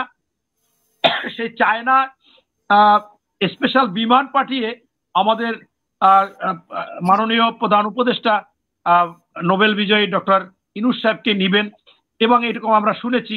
তার চাইতে বড় কথা, সেই দেশে অনেক সম্মান দিবে তাকে, ইতিমধ্যে সেখানে অনেক প্রচার হচ্ছে। সেইখানে আজকে এটা নিয়েও একটা হতে পারে যে এটা একটু বাধাপ্রাপ্ত হোক, যাতে না যেতে পারে, এরকম একটা হতে পারে। আপনারা জানেন যে ইতিমধ্যে আমাদের আমেরিকার যুক্তরাষ্ট্রের ডেপুটি কমান্ডার লেফটেন্যান্ট জেনারেল ওই দেশের যিনি আমাদের এই প্রশান্ত মহাসাগরীয় অঞ্চলের দায়িত্বে আছেন, তিনি আসতেছেন, জোয়েল বি বোয়েলে, উনি এই বাংলাদেশে বোঝায় এসে গেছে। সাথে দেখা করবেন, আচ্ছা দেখা করবে, এবং উনি আরো টাচ দিয়েছে, সাংবাদিকরা যেটা লিখেছে যে বার্মার সম্পর্কে, বার্মার বাংলাদেশের কতটুকু আছে, বর্ডার আছে, সেখানে কি, এখানে কেন রোহিঙ্গারা আছে, এই সমস্ত বিষয়গুলো ওনারা দেখবে। এটা আমাদের জন্য ভালো বিষয়। কিন্তু আমরা আবার পাশাপাশি চায়নার সাথে আমাদের সম্পর্ক এখন সত্যিকার অর্থে আরো ভালো দরকার, যেহেতু ভারতের কোনো প্রতিবেশীর সাথে ভারতের সম্পর্ক ভালো না, তারা সেলফিশ এবং তারা স্বার্থ ছাড়া বুঝে না। এবং আমি বিশেষ করে ভারতে দু একবার গিয়েছি, দুপুরবেলা খাইতে বসলেও যদি কোনো নিকট আত্মীয় আসে, বলে যে খেয়ে এসেছেন না, বাসায় গিয়ে খাবেন, মানে অর্থাৎ ব্যক্তিগতভাবে যে বিষয়টা, এটা কিন্তু আসলে রাষ্ট্রের সাথেও এটা করে, তারা এত স্বার্থপর তাদের সুবিধার জন্য। তাই ভারতকে আমাদের গুরুত্ব দেওয়া কোনো বিষয় ঠিক হবে না। আমি এটা বিএনপির ক্ষেত্রে মনে করি যে প্রতিবেশী পরিবর্তন করা যায় না, কিন্তু প্রতিবেশী খারাপ হলে তার সাথে নতজানু বা আমাদের সুযোগ সুবিধা দিয়া সম্পর্ক রাখা যায় না। এই জন্য আমাদের চায়নার সাথে সম্পর্কটা আরো নিবিড় করা উচিত। এবং আমাদের শহীদ প্রেসিডেন্ট জিয়াউর রহমান এই কথা জানার বোঝার জন্য আগেই যে ভারত কখনো আমাদের বন্ধু হতে পারে না, সেই জন্য কিন্তু সার্ক গঠন করেছিলেন, ছোট ছোট রাষ্ট্রগুলো যাতে আমরা ঐক্যবদ্ধ থাকি, যদি ওরা আমাদের ওদের স্বার্থ নিয়ে কাজ করে তাহলে সেটা আমরা দেখব। এরপর আমাকে এক ভাই, খুব উনি জ্ঞানী ব্যক্তি, বলেছে যে আন্দোলনের তিনটা ছিল, ছাত্র জনতা এবং সেনাবাহিনী। ওনার কথাটা সঠিক না। আন্দোলনে ছিল ছাত্র জনতা, রাজনৈতিক দল, এবং সমর্থন দিয়েছে শেষের দিকে সেনাবাহিনী, যেটা আমাদের জন্য ভালো হয়েছে। এটা হলে মূল কথা। এরপর হচ্ছে যে আপনার ওই যে আমার ভিসি স্যার উনি বলেছে ভাতের হোটেলের কথা, সেখানে আমাদের মোস্তাফিজ সাহেব একটু দিয়েছে। আমি আপনাকে স্পষ্টভাবে জানিয়ে দিতে চাই যে আমি তো আন্দোলনে ছিলাম। ভাতের হোটেলে আসলে ভাত পোলাও মাংস খাওয়ায়নি, সেখানে তাদেরকে টর্চারও করেছে, সে নমুনা আছে। সেখানে করে খাওয়ানোর পরে তাদের একটা ফর্দ ধরিয়ে দিয়েছে, ফর্দতে ওনারা সেখানে বলেছে যে আমাদের আন্দোলন ছিল কোটা আন্দোলন, সেটা পূরণ হয়েছে, এখন আমরা আন্দোলন করা মানে রাষ্ট্রদ্রোহী কাজ করা। পাশাপাশি পরবর্তীতে যখন মন্ত্রীদের সাথে এসে আলাপ আলোচনা সংলাপ করলো, তখনই আমাদের ভারপ্রাপ্ত চেয়ারম্যান মহোদয় তারেক রহমান প্রত্যেকটা ইউনিভার্সিটি, প্রত্যেকটা কলেজ, টিচারদের সাথে এখন ভাইরাল পাবেন অনেকগুলো, এবং আমাদের সাথেও কথা বলেছেন। এমনকি এই গণ অধিকার পরিষদের নুরুর সাথে, তারেকের সাথে কথা বলেছেন। এবং ছাত্র যারা অনেক সমন্বয়ক ছিল, যারা হয়তো বিএনপি মাইন্ডেড বা যারা নীতিবান বা যারা বেসরকারি বিশ্ববিদ্যালয়, তাদের সাথে উনি ইন্ডিভিজুয়াল কথা বলেছে। দিন রাত মনে করেন 2 ঘন্টা ঘুমাইছে, আমরা জানি। উনি এর সাথে ওর সাথে কথা বলতেই রয়েছে যে এটা করা উচিত, আমাদের তো এক দফা আন্দোলন, আমাদের এক দফা আন্দোলন করতে হবে, শেখ হাসিনার পতন হয়ে যাবে, এই কথা অন্যায় রাখবে না উনি। এরকম কিছু কিছু বিষয় দিয়ে আপনার দেখেছেন যে ঢাকা বিশ্ববিদ্যালয় মামুন সাহেবের সাথে কথা বলেছে, জাহাঙ্গীরনগর বিশ্ববিদ্যালয়, জগন্নাথ, এরকম অনেকের সাথে কথা বলে এই আন্দোলনটাকে চাঙ্গা রেখেছে। অবশ্যই ছাত্র জনতার কাছে কেন, যে এদের কাছে মানুষও গ্রহণযোগ্যতা আছে, আবার প্রশাসনের লোকজনও তাদেরকে ছাড় দিতে পারে। তাই আমাদের বলছে যে তোমরা ভিতরে থাকো, কিন্তু আমাদের 65 লক্ষ লোকের নামে মামলা, আমরা কিন্তু পিছপা হইনি। আমরা প্রত্যেকটা জায়গায় আগ্রহের সাথে গেছি এবং সবসময় চেষ্টা করেছি কি করা যায়। এই জন্য আপনার সেইখানে কিন্তু এটা সত্য যে তারা আন্দোলন করার পর এই সমন্বয়কদের মধ্যে অনেক সমস্যা হয়ে গিয়েছিল, এটা আমরা কিন্তু দেখি। আমি আপনার একটা যোগ করতে চাই যে আরেকটা আমি একটু শেষ করে দিই। আমাদের শ্রদ্ধাভাজন মোস্তাফিজ ভাই বলেছেন যে ওরা স্বাধীন বাংলাদেশের, ওরা সৈনিক, ওরা অনেক কিছু করেছে। আমি এই কথাটাকে কোনোভাবে মেনে নিতে পারি না। স্বাধীনতা যুদ্ধের যে ভূমিকা, তার মনে করেন 100 ভাগের 1 ভাগের ভূমিকা এই সময় ছিল না। আমরা 14 বছরে তো গুম হয়েছি, খুন হয়েছি, হামলা মামলার শিকার হয়েছি। আপনি এখানে নতুন বাংলাদেশ আপনি বলতে পারেন, স্বাধীনতার সাথে তুলনা করা এটা আমার কাছে কষ্টদায়ক, এটা হতে পারে না। এবং এমনকি ভাষা আন্দোলনের সাথে তুলনা করা যায় না। সেই সময় আপনার আমি শুনেছি আমার ডক্টর আবু হামিদ লতিফ বুদ্ধিজীবী, তিনি বলেছিলেন যে ভাষা আন্দোলনে যে অল্প শহীদ হলো, সারা বাংলাদেশ নিস্তব্ধ হয়ে গিয়েছিল, পাখির ডাক থেমে গিয়েছিল, একটা কাক ডাকলে আমরা অনেক দূর থেকে শুনেছি, এরকম একটা সিচুয়েশন হয়েছিল তখন। অর্থাৎ সেই সময় এটার গুরুত্ব ছিল অনেক বেশি। তাই আমি মনে করি যে এইটা, আর আমি আপনাকে বলতে চাচ্ছি যে এই যে ছাত্ররা আপনার নাহিদের নামে এবং আপনার আসিফ মাহমুদের নামে, আমি আপাকে ভিডিও দেখেছি, আমার কাছে আছে, এই টকশোতে এসে টিভিতে ডাইরেক্ট সাংবাদিকরা বলেছে আমাদের কাছে প্রমাণ আছে, একজন বনশ্রীতে তার বাবাকে দিয়ে, পরিবারকে দিয়ে তদবির বাণিজ্য করতেছে, কোটি কোটি টাকা আয় করতেছে, আর একজন মিরপুরে বসে করতেছে, এটা প্রমাণ আছে। এমনকি ইলিয়াস সে বলছে যে আমার কাছে রেকর্ড আছে যে এই আপনার এই দুইজনের কথা বলেছে, আসিফ মাহমুদ এবং নাহিদের কথা, এবং অন্যদের কথাও বলেছে। আমার কথা হচ্ছে যে এই টকশোতে এসে যখন চ্যালেঞ্জ করে, তাইলে তারা মামলা করুক তার বিরুদ্ধে, দরকার হলে সেই ইলিয়াসের নামে মামলা করুক, যে ডকুমেন্টস দেখতে চাই। ইলিয়াস একাধিকবার বলেছে যে আমার কাছে রেকর্ড আছে, অডিও আছে, ভিডিও আছে, আপনাকে দিতে পারবো। এখন মূল কথা হচ্ছে কি, যে এই বাংলাদেশের দুর্নীতি আমি একটা যোগ করতে চাই যে আজকে সাজিদ যেটা বলেছে যে মানে দল বা মার্কা দেখে নয়, ভোট দেবেন মানে দেখে, কাজ দেখে, এবং সেখানে বলছে যে অতীতের নেতা দ্বারা আপনারা অনেক প্রভাবিত মানে হয়েছেন, প্রতারিত হয়েছেন। তো এখন সেরকম যাতে না হয়। 1 মিনিটে শেষ করবেন আলহামদুলিল্লাহ, এই কথাটাই আমি একমত যে আল্লাহর নাম লইয়া যদি এই কাজ দেখা মানুষ ভোট দেয়, তাদের কর্মকাণ্ড, তাইলে এই সার্জিতরা এবং নাহিদরা আমার মনে হয় বাংলাদেশে ভোট পাওয়ারই কথা না। ইতিমধ্যে শুরুতেই যা শুরু করে দিয়েছে, আপনাকে আমি অবাক হয়ে গেছি যে এত বড় লম্বা গাড়ির বহর আমি জীবনে দেখি নাই। এবং আপনাকে আমি আরেকটা কথা বলতে চাই, আমি তো ঘন ঘন প্রতি সপ্তাহে 3 দিন যাই, 4 দিন যাই এলাকায় থাকি, 2 দিন আবার কাজ করার জন্য ঢাকায় আসি। আমার বাগেরহাট 4 মোরলগঞ্জ শরণখোলায় আমি বহুত চেষ্টা করেছি যে এই দলের কি কোনো প্রার্থী আছে কিনা, বা কেউ নির্বাচন করবে কিনা, বা কে আছে, পাইনি। এমনকি বাগেরহাট 4টে আসনও পাইনি। এখন তারা হয়তো বা বলবে যে আমাদের অমুকের সিলেকশন করা আছে। যেমন আমি পরে শুনতে শুনি যে আমাদের বাগেরহাট 4-এ একজনকে দিবে, সেই ছেলেটা ঢাকাতেই থাকে, আমাদের একজন বিএনপি নেতার ছেলে। এখন সে ছেলেকে মোরলগঞ্জে বা শরণখোলায় তার বাবার যে বাড়ি, সে বাড়ির লোকেরা ওকে চিনে কিনা সন্দেহ। অতএব আপনি এইটা নিয়ে আমরা কোনো চিন্তা ভাবনা নাই। আপনাকে কে কোন একজনের রেফারেন্স দিয়েছেন, তারা বলছে যে সাহস থাকলে ইউনিয়ন পরিষদ নির্বাচনে আসুক। আমি বলি যে বাবা, ছোটটা কেন, বড়টা আসো, আপনার সংসদ নির্বাচন করো, তোমাদের জনপ্রিয়তা হবে, এবং আমরা কখনো সেখানে নির্বাচন হবে ফেয়ার এবং ভালো নির্বাচন হবে, অসুবিধা নাই, আমরা ওয়েলকাম জানাই। কিন্তু তোমরা এখন এই ইউনিয়ন পরিষদ নির্বাচন দিয়ে কি করতে চাচ্ছ, যে 4578টি ইউনিয়ন পরিষদে আগে রাঘব বোয়াল এই আওয়ামী লীগের লোকজন ছিল, তারা এখনো শক্তি নিয়ে বসে আছে। তোমরা সেইভাবে কোনো কিছুই করনি তাদেরকে। সেখানে তারা যখনই নির্বাচন দেওয়া হবে, এরা পুনর্বাসন হবে, নতুবা তাদেরকে ঠেকাইতে গেলে রক্তক্ষয়ী সংঘর্ষ হবে। নতুবা সকলে মিলামিশা নির্বাচন করলে ওরা আপনার বিভিন্ন লোকের মধ্যে ঢুকে ঢুকে ঢুকে ঢুকে তাদের ভয় ভেঙে যাবে, তাদের লজ্জা ভেঙে যাবে, তারা এই মূলত পুনর্বাসন হবে। তাই এই পুনর্বাসনের কাজটা গোপনীয় ভাবে আপনারা করতে চাচ্ছেন, এটা সঠিক না। জাতীয় নির্বাচনী এবং সবশেষ কথা হচ্ছে যে এই অন্তর্বর্তীকালীন সরকার কি, অন্তর্বর্তীকালীন সরকারের কাজটাই হচ্ছে জাতীয় নির্বাচন দিয়ে দেওয়া। আগের একটা সরকার ভালো মন্দ যা থাকুক সমস্যা ছিল, এখন আবার একটা ভালো সরকার করে দিবে, এটাই ওনাদের দায়িত্ব। তাই আমি আপনার মাধ্যমে আমাদের স্বনামধন্য নোবেল বিজয়ী ডক্টর মোহাম্মদ ইউনূস সাহেবকে আবেদন জানাবো যে আপনি ইতিহাস গড়ুন। আমরা দেখেছিলাম 9 বছরের যানজট বা সবকিছু শেষ করে দিয়েছিল 90 দিনে বিচারপতি শাহাবুদ্দিন সাহেব, সারা বাংলাদেশে নিরপেক্ষ করে দিয়েছিল এই 90 দিনে, এবং একটা ফেয়ার নির্বাচন দিয়েছিল, বিশ্বের মধ্যে একটা ভালো নির্বাচন হয়েছিল। আর আপনি সেইখানে 90 দিনের জায়গায় 180 দিন নেন, 180 দিনের জায়গায় আরো নেন, কিন্তু কেন এই আপনি একটা এখনো নিরপেক্ষ করতে পারেন না? সারা বাংলাদেশ এখনো বিভিন্ন ধরনের গুজব ছড়াচ্ছে, বিভিন্ন ধরনের কথা হচ্ছে।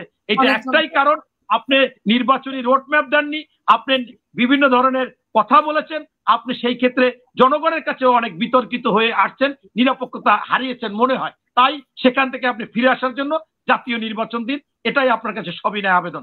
ধন্যবাদ। অসংখ্য ধন্যবাদ। জি, আমরা শেষ করব। ডক্টর মোস্তাফিজুর রহমান, আপনি মোস্তফা সারওয়ার, আপনি মনে কিছু বলতে চেয়েছিলেন? হ্যাঁ, আমি বলতে চেয়েছি, আমি বলবো যে ওই যে মুনির কাজী, ডক্টর কাজী মুনির যেটা বলছেন যে এই যে আন্দোলনে আমরা যদি দেখি একটা স্ট্যাটিস্টিক্যাল মডেল, যে আন্দোলন যারা করেছে র্যান্ডম গুলি হয়েছে এবং কতগুলো এলাকা সিলেক্টেড ছিল, দ্যাট দ্য কনস্ট্রেন্ট, এর মধ্যে যে মারা গেছে সেই মৃত্যুর যদি আমরা একটা লিস্ট দেখি, তাহলে এই যে এনসিপির সিন্ডিকেট, এদের কিন্তু কেউ মারা যায়নি। ঢাকা বিশ্ববিদ্যালয়, আমি ঢাকা বিশ্ববিদ্যালয়ের প্রভাষক ছিলাম, ঢাকা বিশ্ববিদ্যালয়ের প্রথম নির্বাচিত সেনেটের ফাউন্ডিং সেনেট মেম্বার, এবং আওয়ামী প্যানেলের বিরুদ্ধে দাঁড়িয়ে মাইনরিটি মাত্র 7 জন আমরা উইন করেছিলাম। I was the youngest one.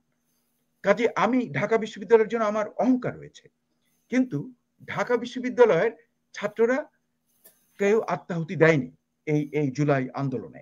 হ্যাঁ, আমি তাতে খুশি যে ওরা মারা যায়নি, কিন্তু যদি আমি স্ট্যাটিস্টিক্যাল ক্যাজুয়ালিটিসটা দেখি, তাহলে বিএনপির মারা গেল 450-র বেশি, জামাতে ইসলামীর মারা গেল 200-র বেশি, প্রাইভেট ইউনিভার্সিটির মারা গেল 60-র উপরে, 60 প্লাস মাইনাস।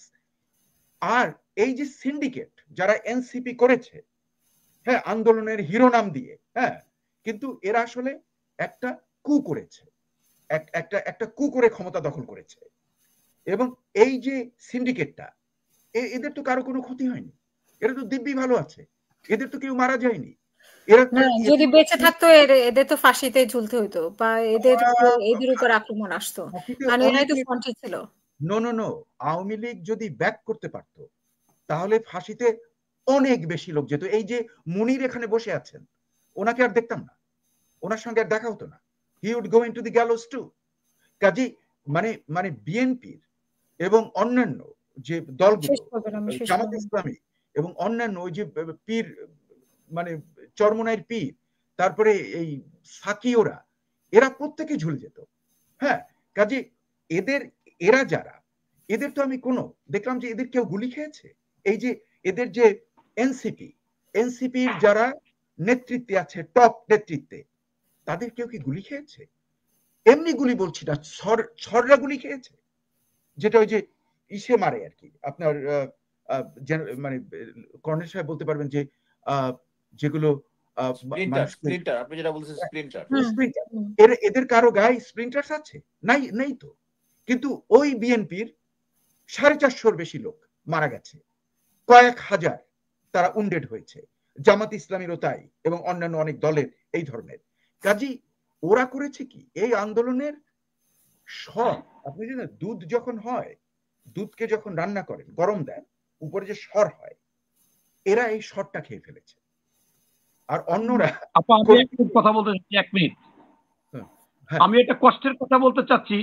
আমাদের সম্মানিত লেফটেন্যান্ট কর্নেল অবসরপ্রাপ্ত মোস্তাফিজ ভাই বলেছে যে আজকে মিডিয়া ওয়াকারের পক্ষে কাজ করতেছে এবং ওদের বিপক্ষে কাজ করতেছে। আসলে কথাটা সেটা না, কথাটা হচ্ছে যে আমাদের বিপক্ষে কাজ করতেছে, এই নতুন দলের পক্ষে কাজ করতেছে। একটা উদাহরণ আপনাকে দিচ্ছি, আসিয়া যেদিন ধর্ষিত হয় সেই দিন থেকে তারেক রহমান সার্বক্ষণিক খোঁজ খবর নিয়েছে, কথা বলেছে, তাদের পাশে আমাদের বিএনপির লোক দাঁড় করে রেখেছে।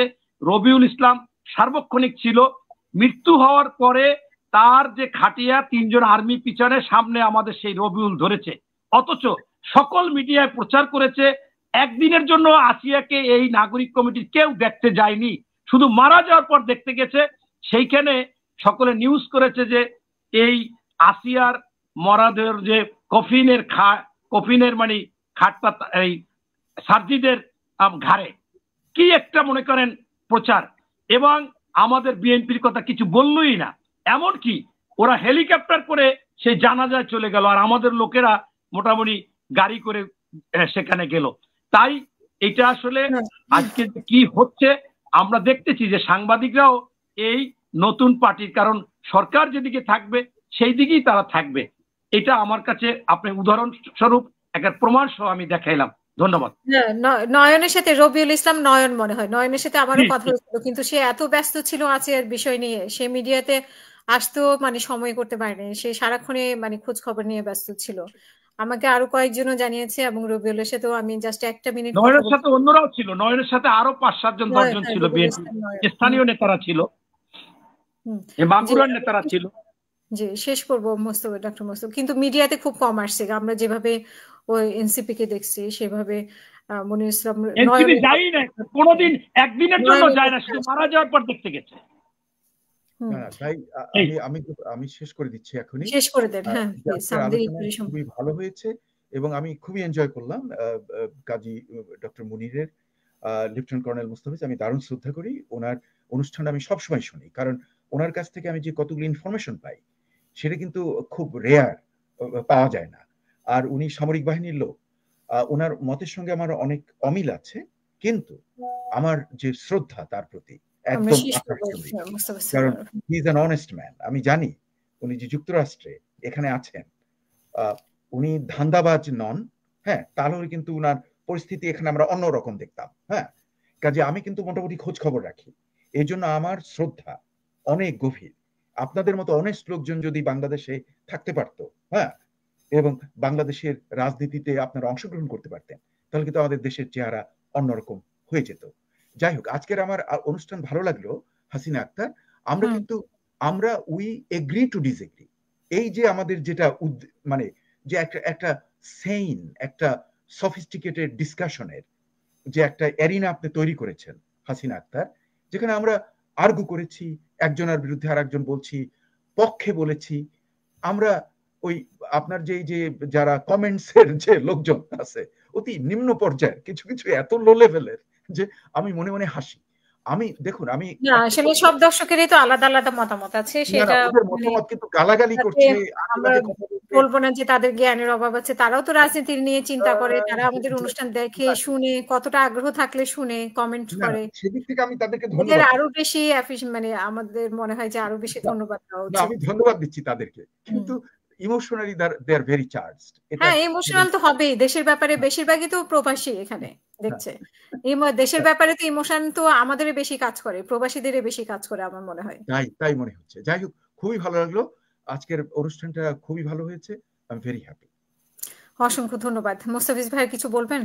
হ্যাঁ, লাস্টে আমি শুধু বলবো যে মনির ভাই যেটা বললেন, অ্যাকচুয়ালি আমি নতুন বাংলাদেশ বলতে চেয়েছি, আমি স্বাধীনতা যুদ্ধকে কোনো কিছু করেছি। আরেকটা জিনিস হচ্ছে যে 5 জন ওই ডিবি হারুনের ওখানে, এটা নিয়ে আমি একটু কথা বলবো। সেটা হচ্ছে নাহিদকে কিন্তু প্রচন্ডভাবে পিটানো হয়েছিল, এটা বিভিন্ন জায়গায় আমরা দেখেছি। তারা গুলি খায়নি এই কারণে তারা লাইফ রিস্ক নেয় নাই তা না। আমি সামরিক বাহিনীর সদস্য এবং একজন প্রাক্তন প্যারাট্রুপার হিসাবে আমি জানি যারা ভয় পায় আকাশে গেলে তাদের কি অবস্থা হয়। যারা এই ধরনের সিচুয়েশন, আমি ইউএন মিশনেও কয়েকটা সিচুয়েশনে গিয়েছি যেখানে অনেক ব্লাড শেড দেখেছি, দেখেছি। সো ওইটাকে তাদেরকে আন্ডারমাইন করার কোনো সুযোগ আমি দেখি না। আরেকটা হচ্ছে তারা তো নেতৃত্বে ছিল। সেনাবাহিনীতে যেরকম মনে করেন যে সামনে যারা সরাসরি যুদ্ধ করতেছে তাদেরকে আপনি স্প্লিন্টারের দাগ পাবেন তাদের, কিন্তু জেনারেলদের কিন্তু পাবেন না। জেনারেল কাজ করে এটা নেতৃত্ব এবং এটা কন্ট্রোল করে। সো আমি সব ইয়াতেই বলতেছি যে আমরা সবসময় চাই দেশে একটা সঠিক গণতন্ত্র আসুক, শেখ হাসিনা যেটা করেছিল সেটা হচ্ছে তার দলটাকে এত স্ট্রং হয়েছিল যা বাকি দলগুলোকে এত দুর্বল করেছিল। এখানে যদি আমি মনে করি যে গণতন্ত্রের এইটাই হচ্ছে দুর্বলতা, সেটা হচ্ছে এখন আওয়ামী লীগ গ্রাউন্ডে নাই। সো বিএনপি আমার অ্যাসেসমেন্টে নেক্সট একটা নির্বাচন দিলে নিঃসন্দেহে বিএনপি আসবে, কিন্তু বিএনপি যদি আসে এককভাবে যদি সংখ্যাগরিষ্ঠ পায় এবং যদি একটা একটা মানে শক্তিশালী বিরোধী দল না থাকে, তাহলে এই আমাদের গণতান্ত্রিক সিস্টেমে বিএনপিও আবার যে পরবর্তীতে একটা ফ্যাসিস্ট হয়ে উঠবে না এটার কোনো গ্যারান্টি নাই। কারণ আমরা দেখি আমরা কিভাবে প্রতিনিয়ত ভারতের দ্বারা, মানুষের দ্বারা, টাকার দ্বারা, নারী দ্বারা প্রভাবিত হই। সো আমাদের একটা শক্তিশালী বিরোধী দল থাকতে হবে। এই জন্যই আমাদের এই এনসিপি দলটাকে একটা সাপোর্ট দিতে হবে, যাতে গণতন্ত্রের স্বার্থে, দেশের স্বার্থে। এখন আমরা ঝাঁপায় পড়ে তাদের এগেনস্টে স্টিল দে আর হিরো এবং তাদের এগেনস্টে লিখে যাবো, this is not fair. Thank you. এটা আমার লাস্ট কথা। অসংখ্য ধন্যবাদ আপনাদের তিনজনকে এবং প্রিয় দর্শক আপনারা যারা শুনছিলেন তাদেরকে ধন্যবাদ। আমাদের আগামী অনুষ্ঠান দেখার আমন্ত্রণ জানিয়ে এখানেই শেষ করব। সবাই ভালো থাকবেন, সুস্থ থাকবেন। আল্লাহ হাফেজ। আসসালামু আলাইকুম।